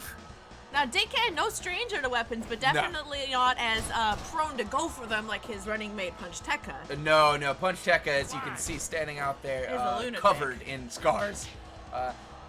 Lunatic. I don't know if I'd use that extensively. I think he's well there in the head. It's just he has zero disregard for anyone's safety, much less his own. Have you ever sat down with Puchteca? Very intelligent human being, to the point where it's creepy. Oh. Drop kick there by Major Tom. Already going. He's going for the arm now this time to weaken him. Be difficult to fight off that spinning Tom hold. And now pile driver, dead center the dub. Right on that dub. I love it when that happens, Dino. Dude, that's an extra flippy couple of clip. cents and bills. Oh my God, just battering his head into the back of Tom's head. That's that back elbow. And then just a stranglehold. A lot of recent history with not really these two men, but these two entities. Oh my God! That's tail talk. Oh, I thought he was going for Gonna it. go for the Tom hold, but he's weakening the legs. He's keeping it psychological. Because he's using different leg holds, which they know are just as dangerous. But that spinning Tom hold that has taken people's legs has been crazy. There it is. He's got to get to the ropes. Okay, he got his toe on it, and he was able to kick him off too. God. Lucky for him. Lucky. Yeah, he did. Hanging on was Major Tom there. Whoa. And that's what I'm saying. Look how fast Dake Ken scrambled to those ropes as soon as the spinning Tom hold came into play. That move is it's a killer. It's a match ender, and everyone knows it at this point. Big suplex. He's in perfect position. Are we gonna see that moonsault? Oh, he opted for the Back back elbow. Oh, damn! Let's say it's not working. Title. I don't do tricks. I just weave. And now a suplex to the outside goes Major Tom. Oh my God! And following. He I went was gonna right go for back that in. mallet. He caught him off guard there. Little mind games, and oh shit! He wants it. He's gonna go for that spinning There it Tom. is! There it is again. Oh! He's got to get to the. My God! Able to get to the ropes again. And you gotta assume Dake Ken keeps dumping Major Tom to the outside, hoping that he can get the numbers advantage on the outside of the ring. Tom's too smart for that, getting right back in. Oh! Heavy drop kick there. Whoa! Right on the back of the head. Oh shit! And it's almost like he's trying to break the leg of Major Tom, which I think is just going to piss him off even more. That cattle cutter. Pointing him out. Right at him. Off into the rope. Oh! Right underneath the chin with that knee. Nothing pretty about it. Oh, look at Puchteca trying to get in. We saw this before, trying to get in that ring. Puchteca is going to get much look out of it. It just gives Major Tom an opportunity to pull something out of his trousers. Literally. He did it twice on the chair.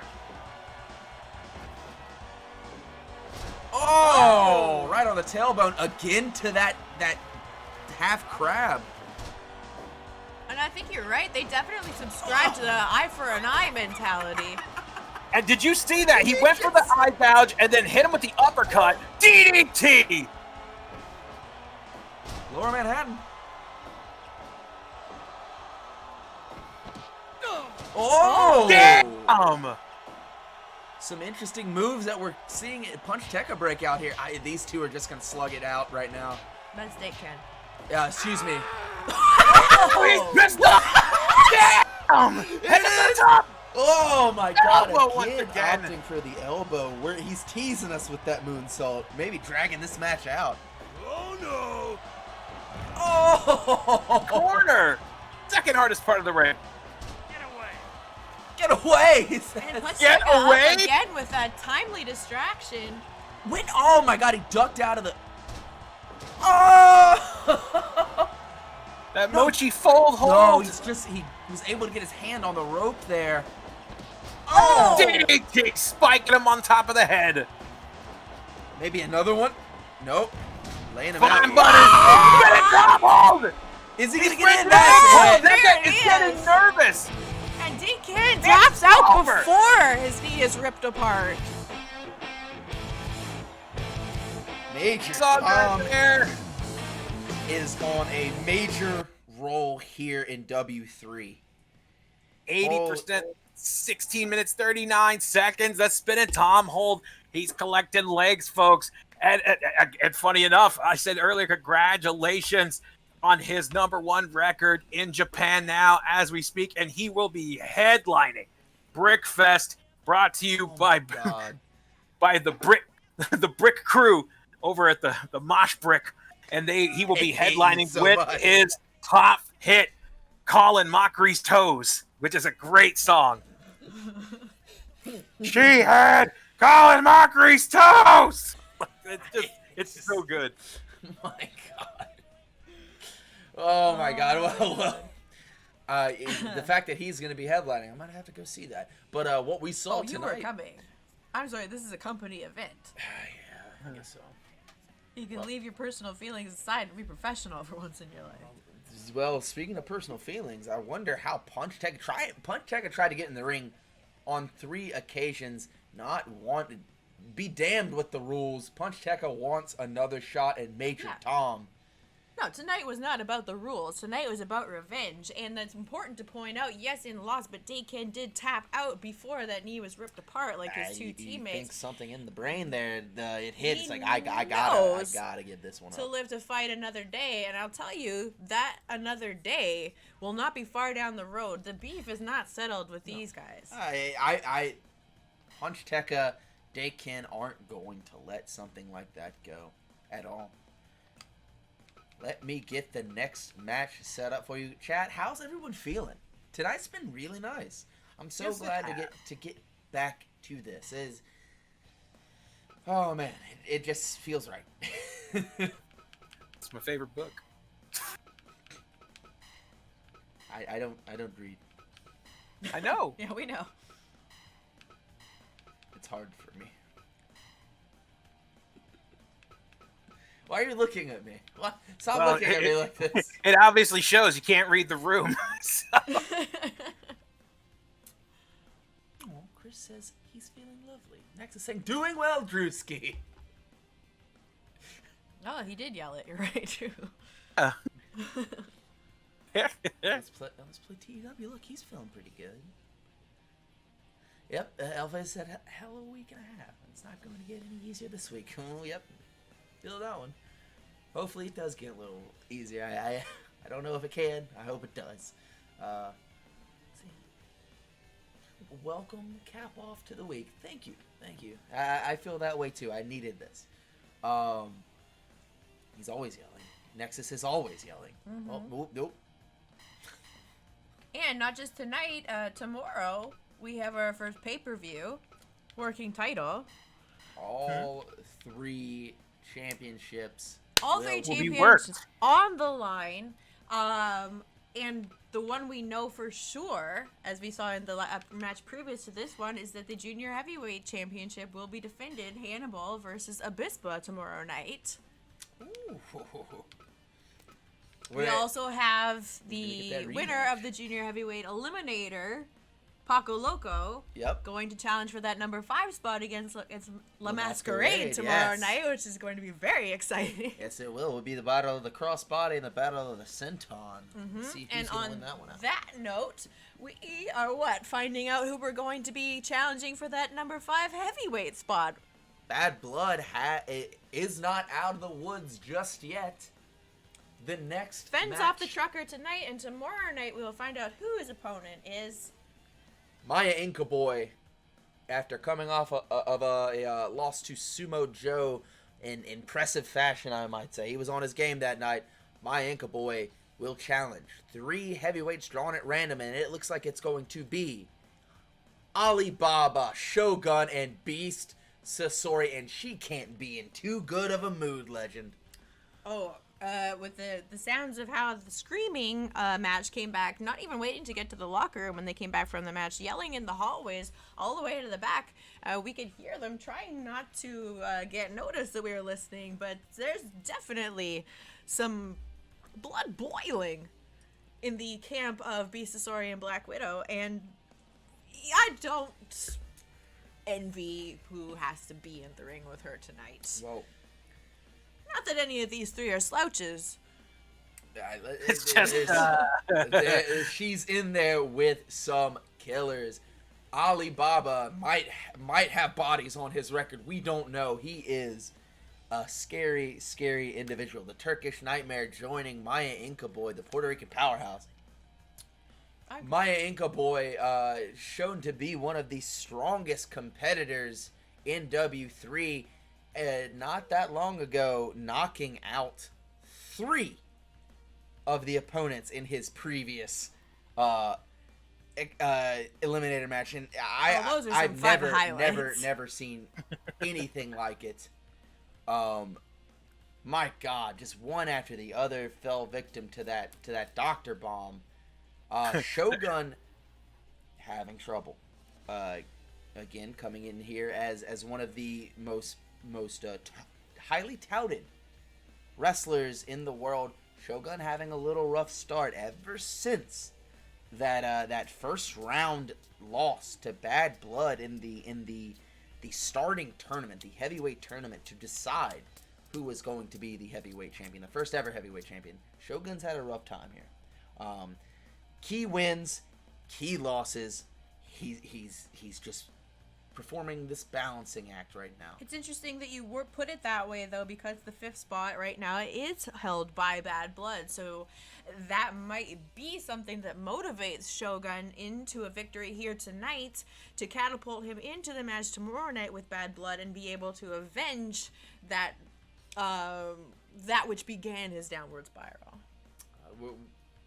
I honestly have no idea who I have my money on. My Inca boy suffering a bad loss last week, but right after one of the most, let's go ahead and say it, the most dominating performance we've seen here in W3. Alibaba hasn't really been on the radar here, but it is a wild card. A wild card, bitches.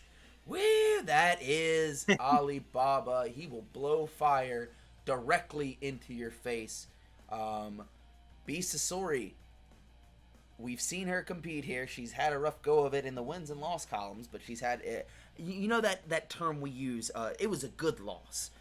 She suffered what you could say good loss. Good showings, just could not get it done. Had an incredible tag match with Black Widow here recently, but You say good loss. I don't think she would agree with you. I don't think B. Sasori would ever take a loss as a good loss. And right now, fueled with rage and a little frustration in the camp, I think I'm gonna throw my hat in her corner. B. Sasori? I think that kind of anger, that kind of adrenaline bringing you into this kind of a match. Yeah, I think she's my dark horse. You know what? I think I'm going to agree with you on that. I think B. Sasori is going to be filled with rage, and she sees 3 other competitors to unleash that rage out on. Dino, your thoughts on it?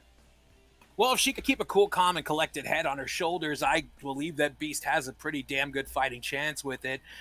My Inca boy, he's sprouted out 3 murders in a row.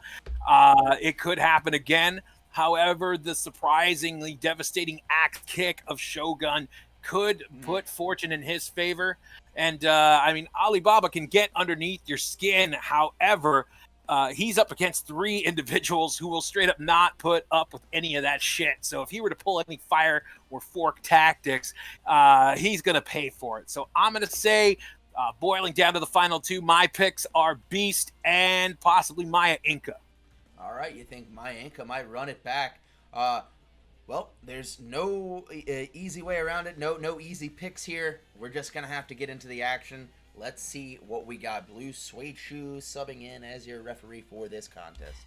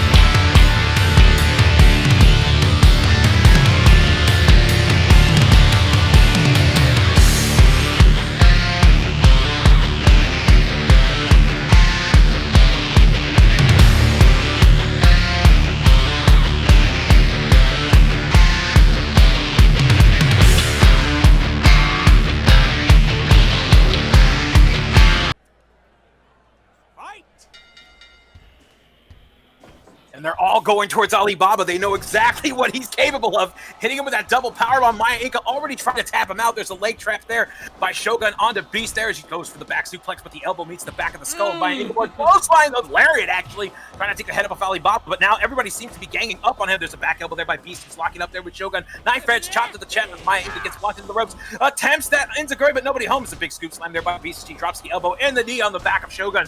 Elbow spike to the back of the head of Maya Inca boy. Trips the leg up by Shogun, now stomping away at the guts of Beast, who locks up now, trying to jock for position, but Shogun shows that he is the strongest one. But Beast, no! Shogun gets ass heavy on that power bomb.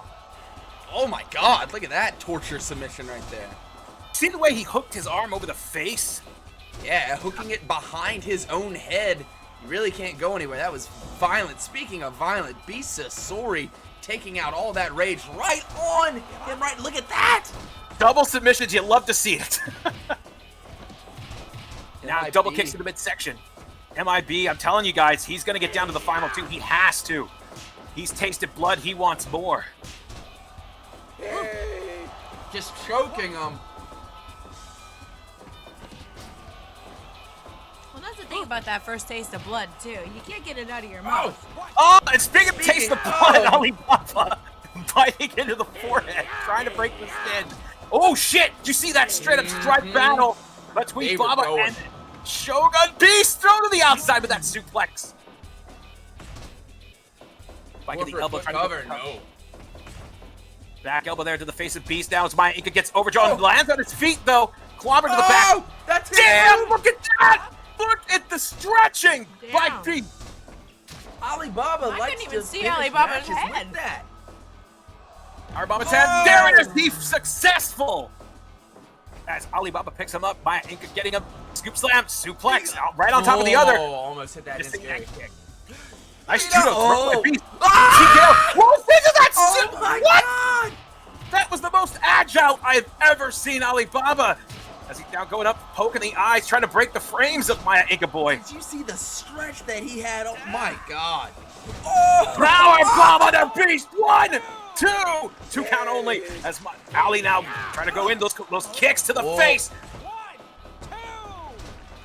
Oh, Count went for only. shoulder tackle, sidestep. Nobody home. I thought he Powerbomb was again. running to break up the pin, but nope. And now Beast looking to pick apart the bones of Shogun. Gets kicked to the midsection though. Biting the head of Maya Inca boy as Baba. He's Cheering. happy about He it. has broken the skin. We are officially bloody. Stone German suplex. Oh, wow. She was close he by made her pay Inca. for it. Oh!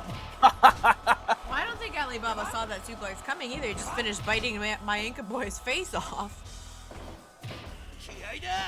Ah, there it is! Cat trigger. Goes for the cover. 1, 2. 2 count only. And now Beast hitting up to the top. Oh, Double went for that stomp. double stomp. I think she overshot. She definitely overshot What it. is he Nobody doing felt up the there? effect of that, Oh, but he elbow didn't drop overshoot on that. Beast. And now spiking the elbows on the back of Alibaba. There's a slam, bam, slam. Oh my god! Go! And I Well, do she's think that gonna- blood loss has started to affect MIB. Fighting through the mask, and he's so happy about it. He just fell down. Oh, and Shogun's bleeding too. He is bleeding. Oh, there it is! Power That bomb! bomb. Getting the pin attempt. German suplex with a snap bridge. 1, Oh. no! Maya Inca cuts the plan short. Gliding in, springing in. That go to knee! He says sleepy time. Go to bed. Down! Opting not to go for the pin, just watching Shogun get choked. You know, I respect that strategy. And you wouldn't figure it would work Power out. bomb. Power bomb 1, of her own. 2. Oh! He threw the fire right into her face. 1, 2. Broke it off. He wants to punish her more. Alibaba is no stranger to these. I want to say the last time I saw him in one of these, he was the winner. One of the craziest matches, maybe match of the year candidate. I will say too, you called him the wild card in your analysis of this match, and he's definitely wilder than I've seen him in a bit. He is dangerous. Like the flip mode squad getting dropped right on top of Maya Inca. Serious. Look at this shit. Strike off between Baba. Oh, what a powerbomb by Maya Inca. But the strike off between Beast and Ollie He's have answering. been. Oh, shit! Steel sheet! Did you see that? Wow. He fucking. Oh! There's a dot bomb. Too close to the ropes. This is fucking insane. And we don't even have an elimination yet. Oh! Right by Going here. down he goes. Oh! And Beast down. Oh, Strike bomb, go! Oh no. She could have slipped us. Good some sleeper. blood up there. Right into those ropes, thankfully. Inching towards the rope. Again, power bomb. My God, stacking up on. Oh, Alibaba wants all the glory right now. There's blood everywhere in this ring. Oh, that falling suplex. Oh! Right into. Cauterize it. With any luck, MIB sunglasses took the brunt of most of that, but still, that heat Singeing. and choking. Oh my God. 15 minutes in, we don't have an elimination. We're gonna see one here. Oh. Ooh. And everybody is just dazed. I love that down chop. And now Beast placing Maya Inca Boy at the top. What is she gonna go for here? Avalanche! Tombstone! Heading off! Trying to swing for that lariat. Got him this time with the second standing one. As a powerbomb on the ball, not too close to those ropes. Crazy. What is And wrong now with Beast him? going for it. Powerbomb on the bottom of 1, 2, Oh my god! no! Oh my. 17 minutes into this fight, not one elimination. Everybody's oh going my to war. God, the Wow, this is what I want from the W3, ladies and gentlemen. This is what I want. Everyone fighting for every spot they get. In Eliminators. Yep. Leg drop. Oh, she missed it again. Too short. Baba got in the way. pain. She's gonna connect at some point. Everyone knows what's in store tomorrow. The chance to face Bad Blood to dethrone him of that 5th-ranked heavyweight contendership spot. All this for 5th Fard. rank. And the crowd is chanting "Fard forever." Oh my God. Oh, stomp him in the nard. And the little He boy. tried to shoot the fight, but she sidestepped it. The fireball.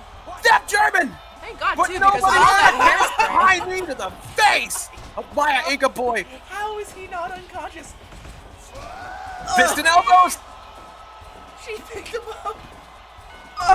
Oh my to God. the walls. Now tripping out. ow. Oh, God. Jesus. Right to the big beast. Oh. Assisted powerbomb onto that one. Everybody is just throwing hooks at whoever is in their eyesight. This match fucking rules, Chad. Oh. Powerbomb again. One, two. Am I Wow. Maya Inca, the first eliminated, but not an easy task. We are At 21 minutes. And now strike off. Beast is looking to measure up, letting people know she ain't a lay down. Oh, this match- Damn, she just popped back up. So much heart. Oh my God. Could we? I don't know anymore. I don't know if Sasori was the right choice for this. Alibaba looking strong throughout this match. Everyone's looking strong. MIB knocked out 3 competitors last eliminator. In there with 3 harder to knock out people. These matches can go either way. As I said, Damn, there we go. B Sasori Shogun. Who, Pistons. Arguably shit. the Hang up two the that top. Will she need land it it. this time? That oh, thing- back of the that skull. thing I busted saw the blood blood out of him. spurting out of him. Ew. Into the section. Oh shit! Kick! Shogun, can he get it done here? One, two, three. That Bushido blade axe kick right on the top Hey, I'm of that telling you, beautiful hairstyle. thank you, Abyss. if that kick doesn't critical you, it's holding you down for Yeah. 3. Holy Take a look, folks. If they mattered 100% as 20 minutes, folks, 20 minutes into this fight, the vertical fire powerbomb took out Maya Inca Boy first. 22 minutes, 53 seconds, the fire jumping powerbomb took out Alibaba, and at 23 minutes, 55 seconds, that axe kick, the Bushido blade on the top of the skull, flooring the ever tenacious Beast Sasori for the pinfall. That was an exquisite heavyweight House of Haas. Eliminators. I can't get enough of them. I every week we get 2 eliminator matches. Wednesday we get those matches. Tonight it fell on a Saturday. Oh, it's a pay-per-view week. It is a pay-per-view week. I can't get enough of this. It opens the door for competitors like Shogun who have been in a rut, who know just how good he is. He has that self-confidence. He knows he's one of the best heavyweights in the world, and he's going to be in the ring with one of the best heavyweights in the world, Bad Blood. Tomorrow night, that match is going to be a rematch. There's got to be some retribution for Shogun in mind. Well, you know he was watching Bad Blood's match earlier tonight against the Trucker. You know he knows that he is seeing a rejuvenated Bad Blood, while at the same time he's trying to rejuvenate his own career and get that win back that he dropped to Bad Blood to begin his fall down the rankings.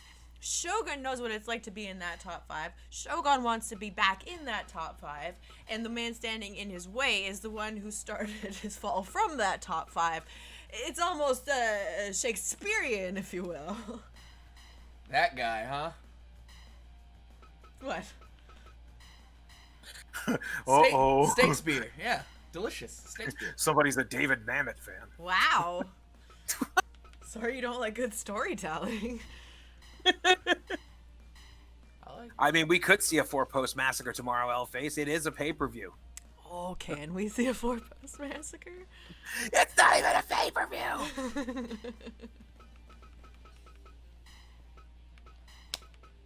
Great titling on that clip, by the way, Nexus. So much happening. That's definitely a great way to describe it. Oh, my God. Shit, man. I am super excited for tomorrow's pay-per-view.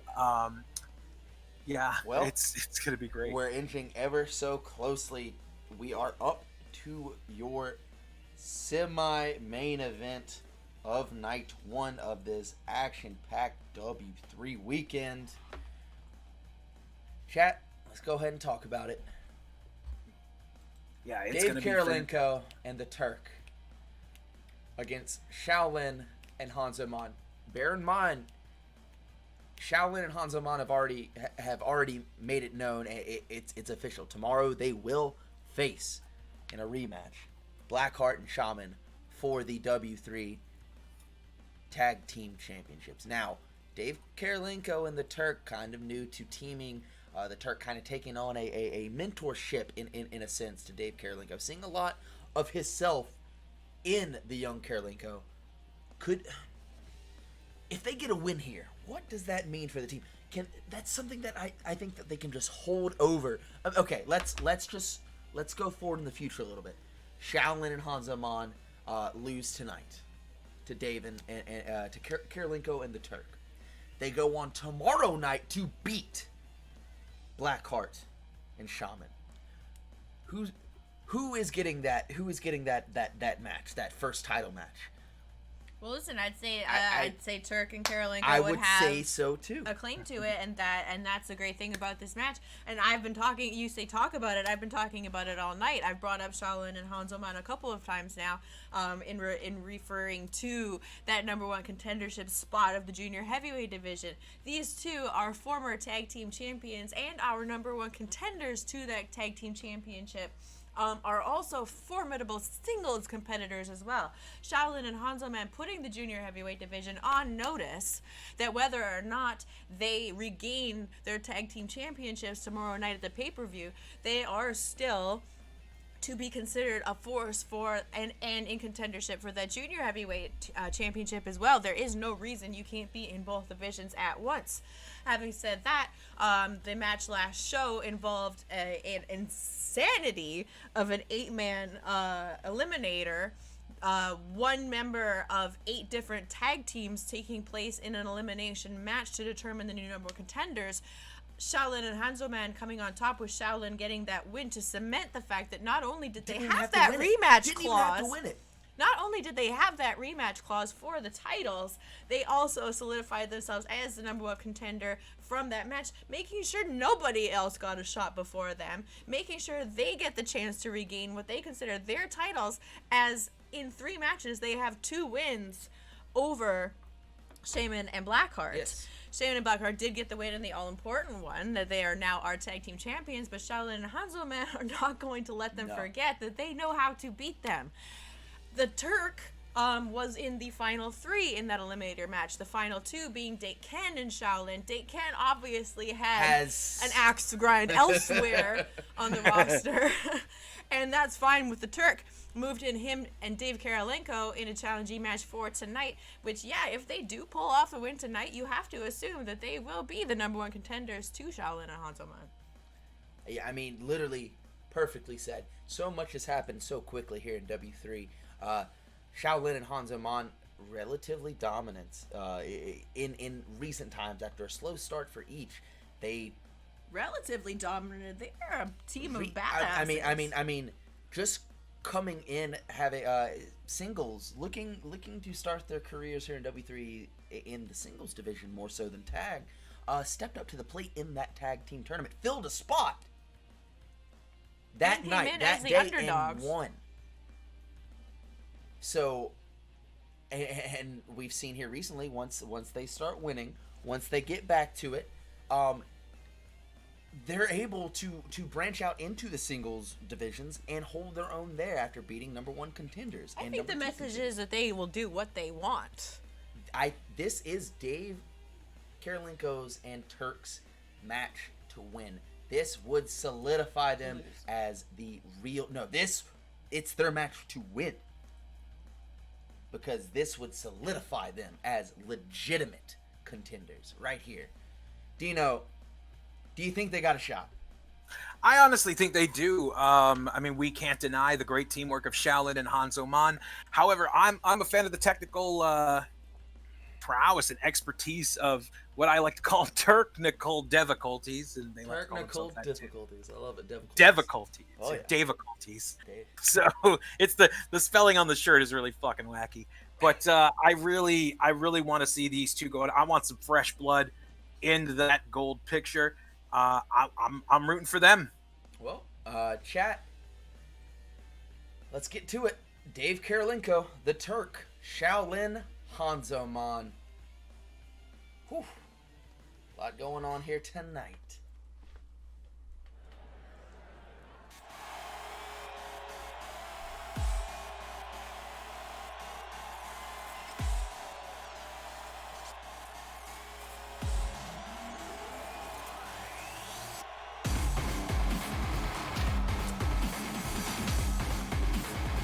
Time. He does. Fix those wrists.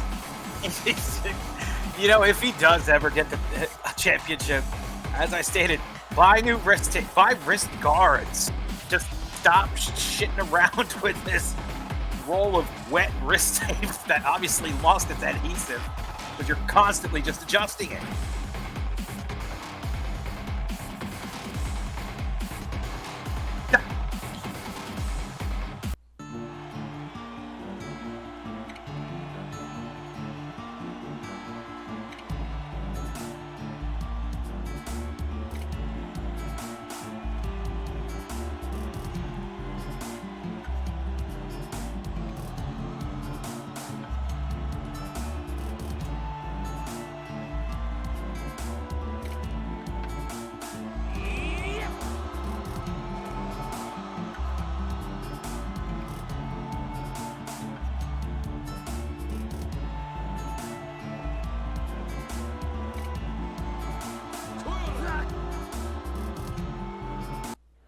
Here we go. Karolinko starting off with Shaolin.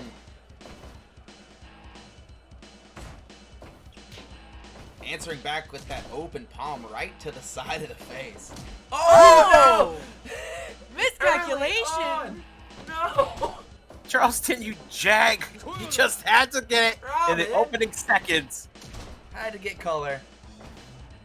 Right to the eyes. Oh! I don't think Shaolin minds. Or Shaolin, my bad. Yeah, excuse me. Shaolin, blood-curdling screams in that ring. He just yells. Good thing we don't have the mic in the ring. Horrified. Oh, and if an eardrum shattered.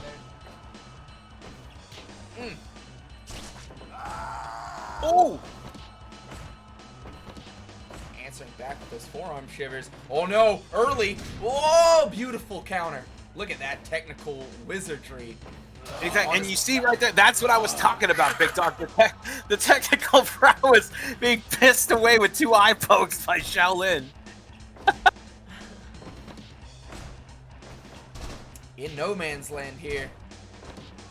Only getting an arm jack for his troubles. They could have made him pay there. High ankle crab there.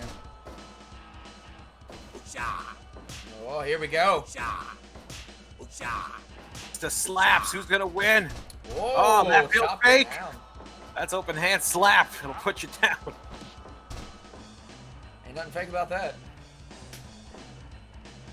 Tag it in, Shaolin. Coming into the matchup. It's double kick there by Dave. Whoa. Beautiful double drop kick. You know I love to see it. Oh! Yeah. Almost at the solar plexus. A point we haven't touched on yet, too. Hanzoman and Shaolin coming through that tournament of all bigger competitors than them coming in as the underdogs.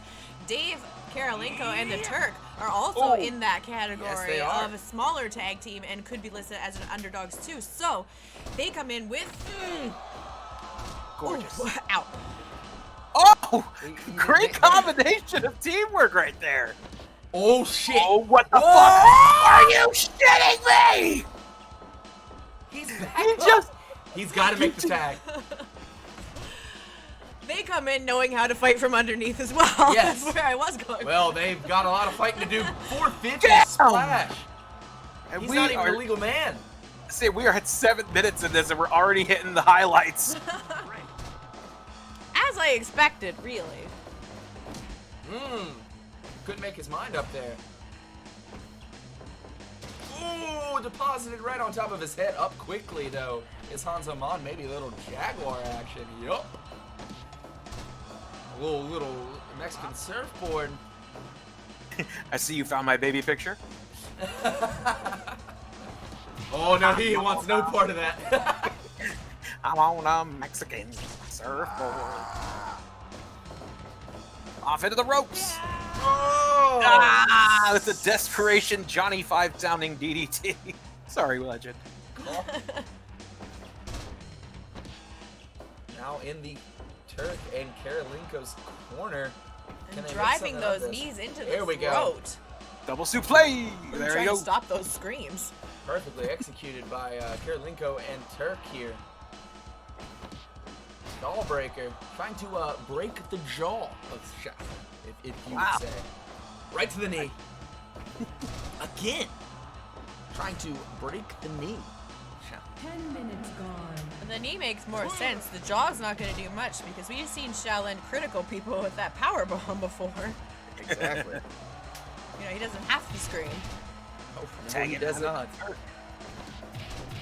And there, Shaolin and Hanzoman are definitely holding their ground. It doesn't even matter. Oh! Oh, God. That's what you're going to have to do right there. You're going to have to start dropping them on the head, either one of them, because even if they got tagged in, their opponents tagged in their tag team partner, they managed to handle those numbers. Oh! Another brain buster. Textbook European uppercuts, just absolutely flooring Hanzoman, who has found himself in control with that headlock. What's he got here? Big boy, little boy. Medium boy. Yeah. Average Joe. Andre the Guy. And off into the ropes. Oh! Hooked him! And with Turk that had him lariat. scouted. No one doesn't like the Turk there. Double team maneuver coming in. What the hell? I'm not sure what I just saw there. Power bomb lung blower. Jaguar defense. Now stretching out Shaolin. Move editors. Delicious.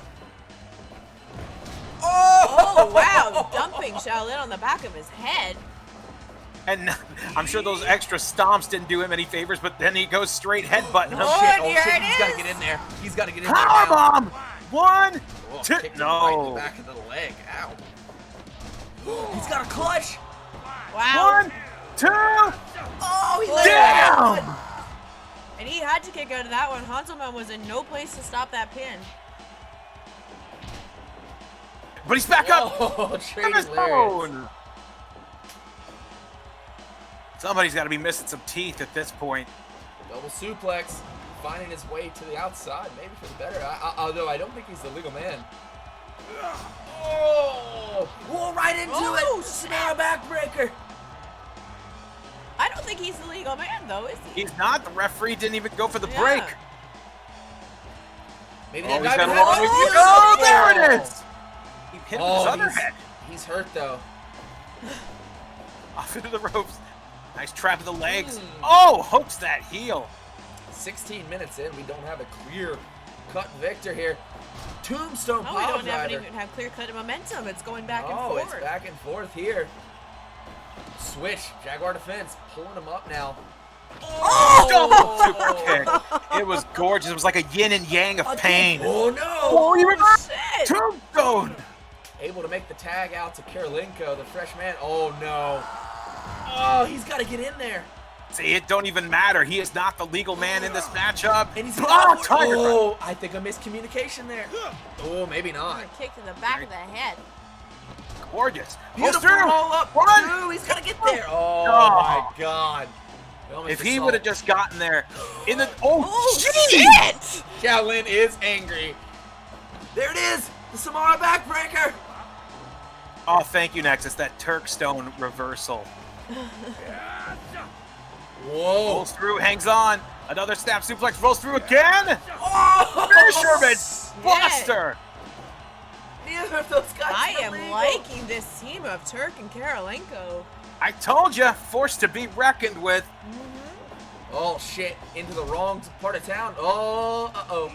I think the miscommunication could be a key factor. No! Driving him down to the back of the head. Now comes Hanselman, flying forearm to the face. There is. He's As got the it. Yeah, back pedal. Karolinko trying to get to that tag. He did. Successful on the Turk. Wisely. It's... Oh, Jeez! shit! Did he piss in his Fruit Loops or what? Or Fruity Holes? Long live Lucas Brothers. High kick to the face. Oh, That was the end of shit. the top. He goes to 450. There it is. But he Oh, landed no, awkwardly. A little too far out. Rana trying to... Maybe he's close enough now. No, he's opting now. Oh. What was that? Oh, whatever it was took too long. Oh, Damn. I was going to say, that was showboating, and then it completely getting sank. God damn. Lightning striking combination. Ah, that tombstone pile driver. Oh, he Just got straight up dropped. socking him one in the face. And you have to talk about that Back of the headbutt. diving headbutt. my There it is. God. Connected. He's a long way Covered. from the...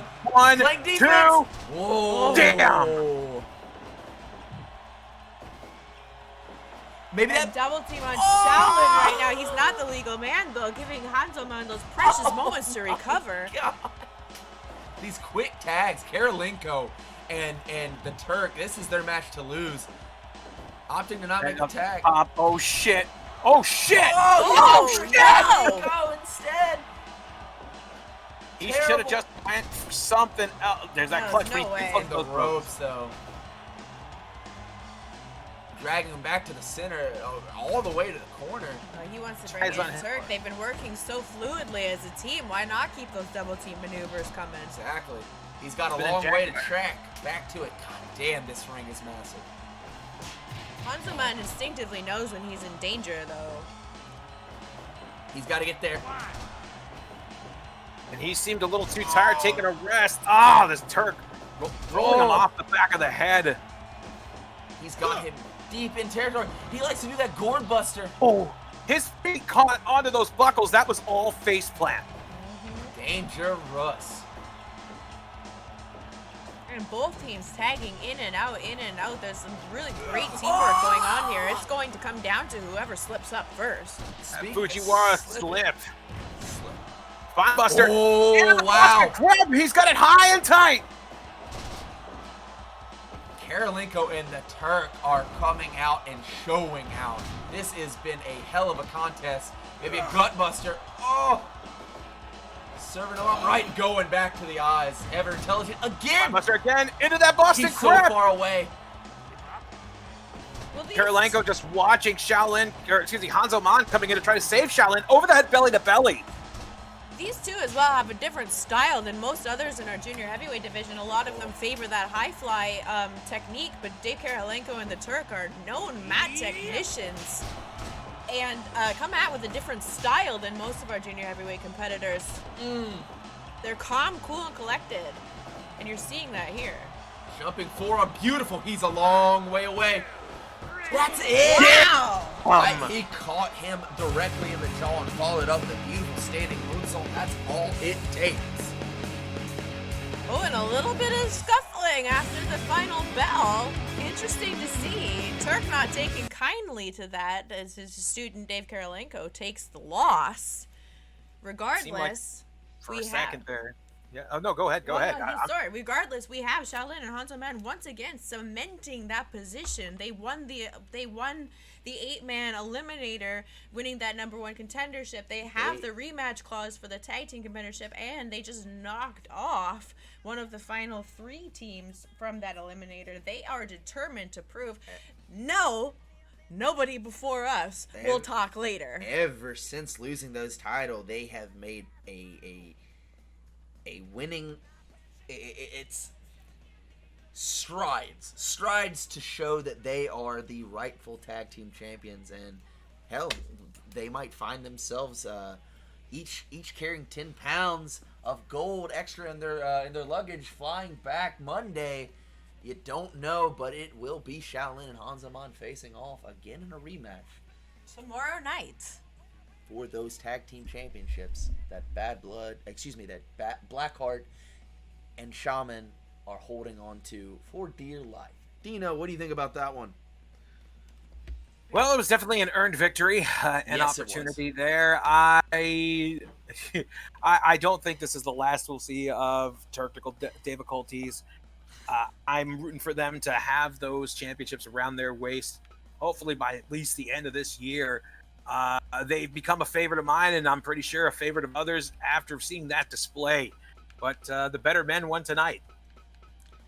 I mean, that match was back and forth at every turn, and really, it really was a ring positioning win there that the more experienced tag team employed. That running forearm, that flying forearm, he brings it down from the top directly across the temple into that beautiful standing moonsault, enough to get it done. This ring, it's 24 by 24. You have to cover so much ground to make the save if you're in no man's land in someone else's corner. Just couldn't get the shoulders up, couldn't beat that 3 count, and couldn't make the save. Shaolin, Hanzo Man executed exactly what they needed to do, but damn it, Karolinko and Turk came out ready to play. That is a tag team if I've ever seen one, Dino. I really wanted them to win. Me too. I did too. But this one. Yeah, this we main go event, again. I don't think anybody is going to be ready. Those of you who are new to Dub 3, you're in for something.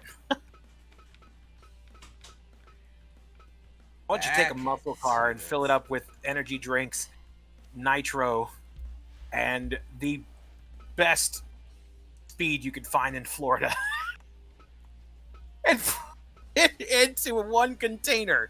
That container being the squared circle of Dub 3, and you will get this match coming up, your main event. Ladies and gentlemen. Chad, I want you to picture my face when you see this revealed. The tiebreaker. The rubber match. Who will face Wu Fang tomorrow at Working Title? Executioner beat Bolt Jameson. Bolt Jameson beat Executioner. Who is the better wrestler? We are going to find out tonight. We are going to find out who gets another shot at Wu Fang. It comes down to you're saying who's the better wrestler. It doesn't matter who's the better fighter, who's the faster, who's the stronger, who's the most determined. It comes down to who is the number one contender to Wu Fang's heavyweight championship. They are 1-1, like you touched on. Executioner took the first one, Bolt took the second one, and both of them still claim that they have right to that number one contendership, and both of them still think that they have what it takes to take that heavyweight championship off of Wu Fang. Wu Fang, one of the most dominant champions in any company ever, happens to be the W3 champion. I'd be fine if he held it forever. I'll be completely honest with you. I think he's amazing and one of the best fighters I've ever seen in my life. However, as we touched on in the last match, if he is the present, the future, I believe, and certainly no offense to Executioner, I wouldn't want him mad at me, but the future is in Bolt Jameson's hands. I had to touch on it. I haven't seen anyone take the fight to Wu Fang the way Bolt Jameson did. Exactly. And the kid learns with every breath he takes. Every single match. Wu Fang has to be tired of seeing these two. Imagine having to. These are the guys that you have to beat. I guarantee you. I'd be tired of seeing them too. These are guys he's not beating easily. No. These are people he is fighting off to get away from that championship. And there's still one more to go. Executioner. Bolt Jameson. We're back at it again. Dino. You're asking me to pick winner with this shit again? Okay, I'm gonna go ahead and just put it right here. Flip this coin. Is it standing up again? Just watch the match, dumbass. Okay. Your coin is smart, man. I didn't know coins could talk. This one I got it at a bodega back when I was in Philly. Was there a cat there? Well, it was the Wawa. So, and it was late. Yeah. I was like really, really hungry and thirsty because it was hot as hell in the building, and so I got a sandwich and a big thing of diet lemon iced tea, and they just handed me this handful of change after, and since then. Well, that thing just flicked you off and told you to watch the match. Well, chat. Yeah, it does it every time. I don't know why I flip it, but it's there. Chat. I gotta go with Bolt Jameson. But Executioner has the most dangerous move in professional wrestling, and that's not close. That's not close. Flaming mallet? That burning maul, that flaming mallet, whatever you want to call it. I know how to spell it. 1, 2, 3. Bolt Jameson, Executioner, the rubber match. 1-1. Let's see who gets that dub and who will face Wu Fang tomorrow night. I wasn't spelling, I was counting. Can you count the alphabet?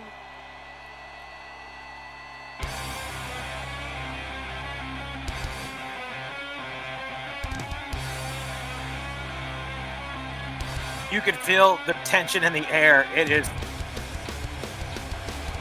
thick. So thick you can cut it with a chainsaw. As they say in the famous film, Huge Dinosaur Adventure. Strap in your buttholes. That's what they say. Yep. Gotta strap your asshole. Here we go. Hello, Blake.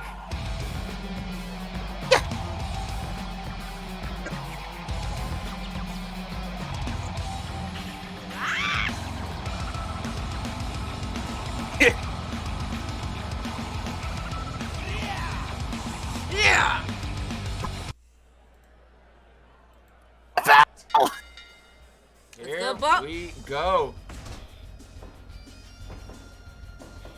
Versus Executioner number 3, suplexing him to start things off. We're keeping it minimum, but no, it's never minimum with a slam even. With Bolt Jameson chopping away at the chest. Oh, shit. Oh, those strikes.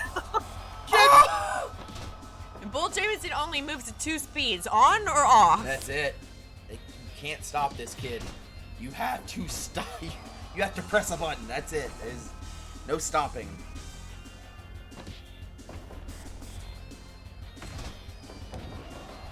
Knee drop to the back again. Those authoritative slams. It may look standard to you, but from a man of full lightning energy through his bloodstream like Bolt, it's gonna hurt like fuck. Snapmare again. Oh, look at that.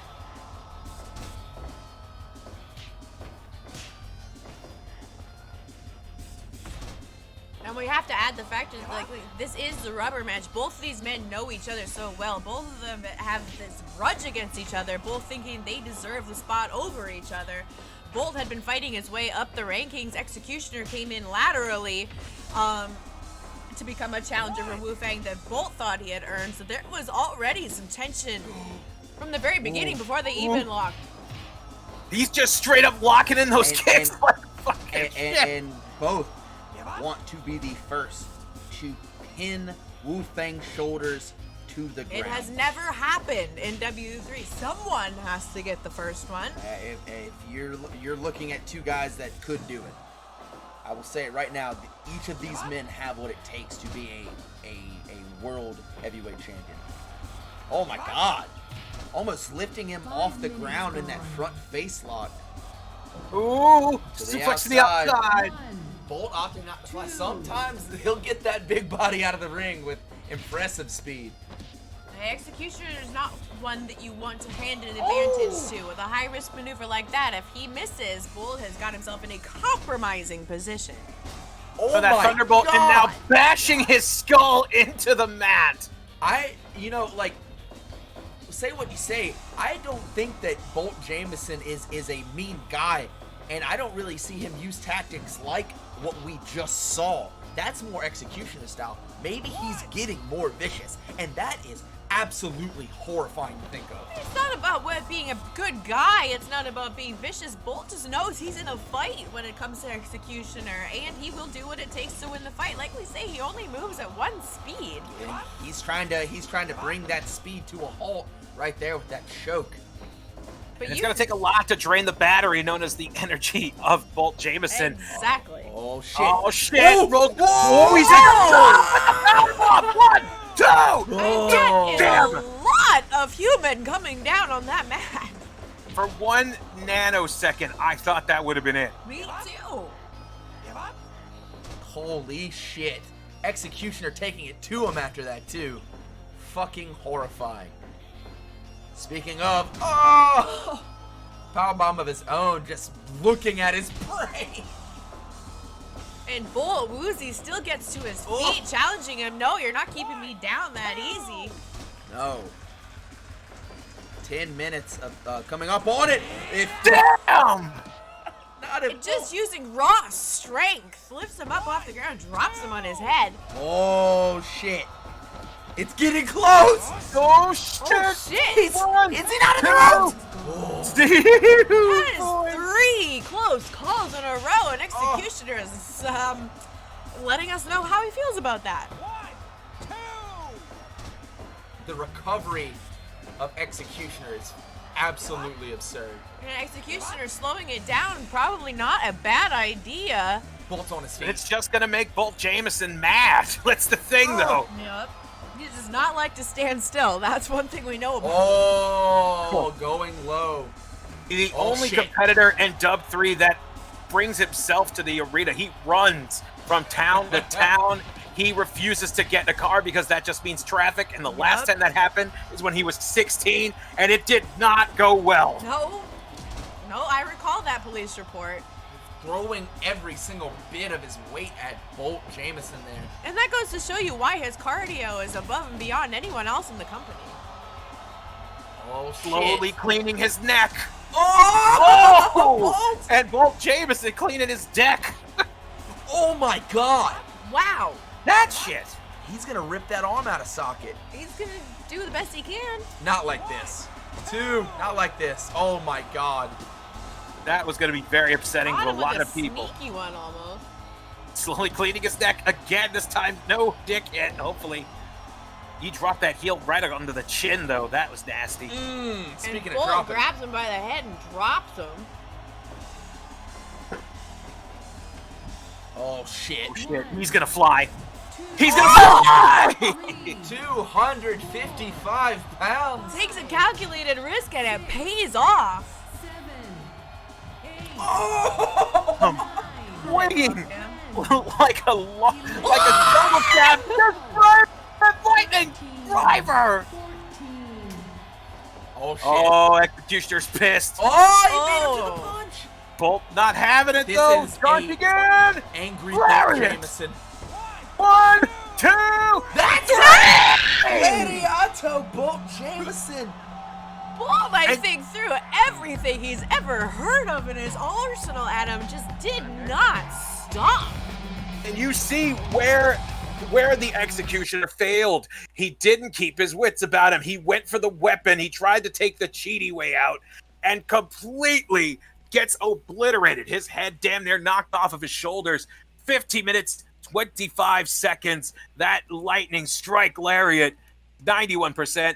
Bolt Jameson is the winner and the tiebreaker. And letting his emotions to get the better of him, they're not taking into account that the fact that you're swinging a steel chair, that adds what, 20 pounds to your swing? Bolt Jameson's already evading your punches. Like, the kid doesn't stop moving. He's lightning fast. If you're adding the weight of swinging a weapon at him, he's evading that and taking advantage of it. I think that Brain Buster on the outside was the difference maker. I think Executioner wasn't there.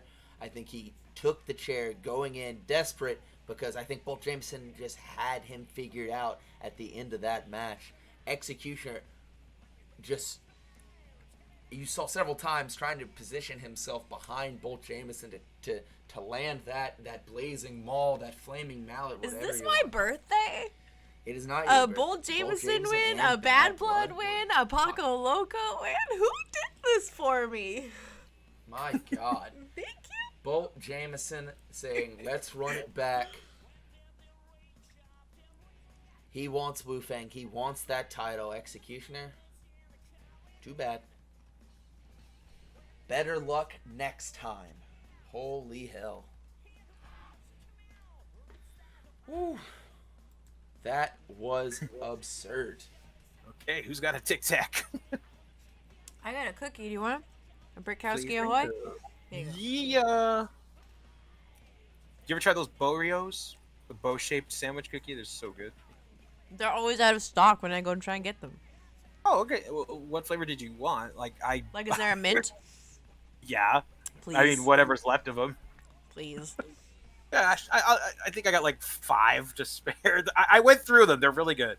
I understand.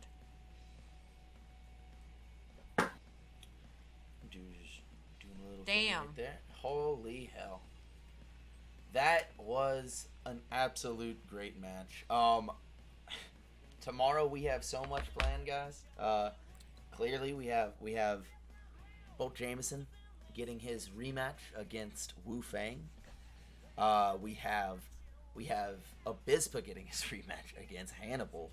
The rematches all the way around, and sometimes that's just how it falls. Sometimes you can't keep these competitors down. Clearly, Bolt Jameson isn't going anywhere. Executioner came game, but just wasn't enough tonight. Let's run down the card. Why don't we? I like to do this. The most extreme matchups of the day.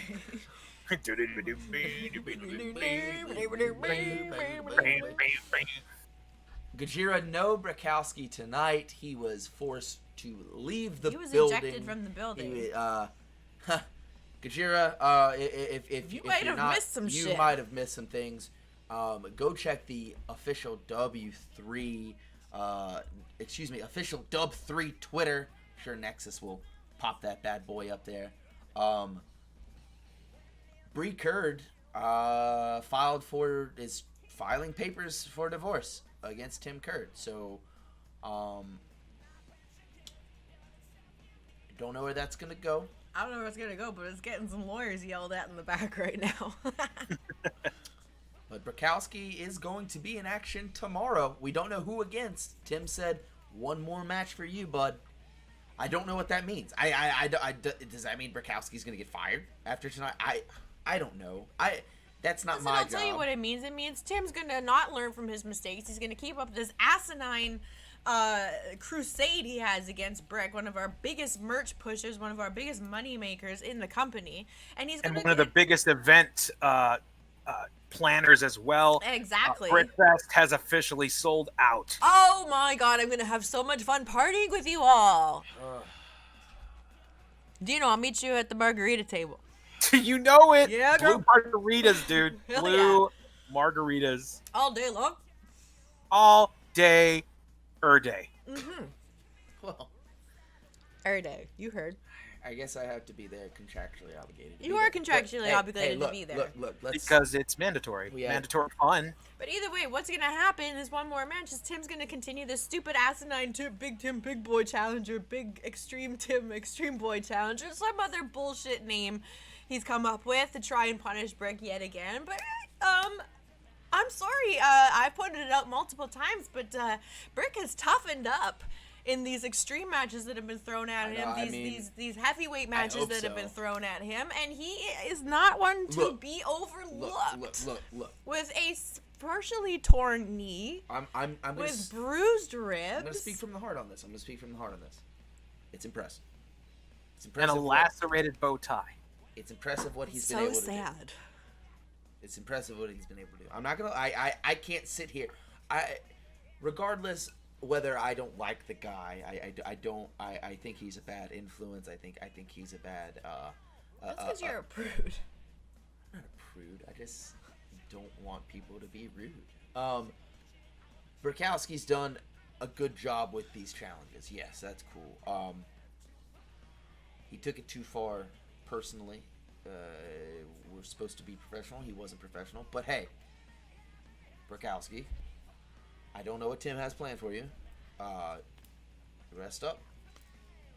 We don't know what's in store for you. I have no idea. Brick is a fighter, okay? So you know he's going to show up ready to fight. Ready to fight. I hope he's ready to fight. Let's go ahead and get through it. W3 episode 15 leading into W3 presents working title. We opened up, of course, with a junior division match. The Claw against Prince Pajaro. Prince Pajaro getting a win over the Claw. Claw looked a little off of his game tonight. Prince celebrating a birthday in the next couple days. Early birthday present for Prince Pajaro. Nice win. He needed it. Moving on to the second match, which was scheduled to be a tag team match. Cousin Kim Chee versus Grizz. Again, this was supposed to be a tag team match with Cousin Kim and Ming Chi tagging against Grizz in the count. Ming Chi was here earlier. Ming Chi was not here for the match. I guess he left. I don't know where Ming Chi got to. But that's neither here nor there. I hope he's not sick. I hope he's fine. No family emergencies or anything like that. I mean, Curiouser and curiouser. I don't know, but Cousin Kim Chee against Grizz in what really was a just a horse battle. Grizz getting the upper hand, delivering that Grizz knee for the win there. And then in your third match, junior heavyweight division action, Aztec Dragoon taking on Black Widow with Sasori flanking her. Little miscommunication. It looked like Black Widow had it all wrapped up, and Sasori, there was a lot of arguing there. Interjected at maybe what was a wrong time, the exact wrong time, and Aztec Dragoon getting a win, the upstart getting a win over the first ever W3 Junior Heavyweight Champion. Impressive win for Dragoon there. In your fourth match, we had more junior heavyweight. We had your junior heavyweight eliminator. Black belt returning after unsuccessfully attempting to beat the 5th ranked La Masquerade, taking on Paco Loco, Uraki, and Aki Man. Hell of a match, as all these eliminators are. Paco Loco outlasting everyone. No one kicks out of the Paco Loco leap, the Paco plunge, whatever you want to call it.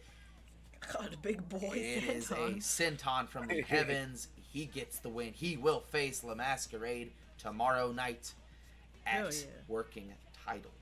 Your 5th contest of the match was heavyweight contenders action. The Trucker testing his steel against the 5th ranked Bad Blood, and Bad Blood was on his game when he needed to be, making quick work out of the Trucker, if I do say so myself. Maybe the Trucker wasn't prepared to bang with the top 5 in the heavyweight division. Bad Blood, impressive win. Maybe moving up in the division. I don't know. Hopefully. Your 6th match of the night, junior heavyweight contenders action. Black Ninja, your number 2 ranked light heavyweight, taking on the number 1 contender, Abispa. Abispa, Black Ninja, back and forth action. Abispa getting the win. Hard fought, great match. Abispa cashes, hands that ticket stub right back for another junior heavyweight championship match against Hannibal tomorrow night. Your 7th match, heavyweight division action. This one, a little bit of a grudge match. Dake Ken with Puchteca. He was there in the corner against Major Tom, looking to get some sort of amount of retribution. These two went at it. Major Tom once again with that spinning Tom hold. Dake Ken had a little bit more intelligence to not let Tom get that leg. He knew tapped what he was out. looking for too. He tapped out. Luckily, he says, "Live to fight another day." Major Tom picking up a win there. Hard fought. Victory. Shitted everywhere. Jesus Christ. Your 8th contest of the night was your heavyweight eliminator, seeing Maya Inca Boy return after a loss to Sumo Joe the previous week, taking on Alibaba, Shogun, and Beast Sasori. And damn it if that wasn't a match of the year candidate. Shogun showing out tonight. He needed it. He wants that rematch. And the return of that axe kick becoming effective as a finisher again is a return of Shogun into contendership again. Shogun and Bad Blood tomorrow night is going to be awesome. That might be my match of the night. And what does it do for Shogun to beat Bad Blood? That weight of being knocked unconscious in that first round. Holy hell. I'm laughing at how many hard farts are in the Hard fart. I peed, shitted, and farted. I shitted everywhere. Which I will tell you, that is my favorite fucking meme right now. Yeah. Your semi-main events, tag team division action. Dave Karolinko and the Turk against Shaolin and Hanzo Mon. And Hanzo Mon and Shaolin once again. Oh no, fart for shitted.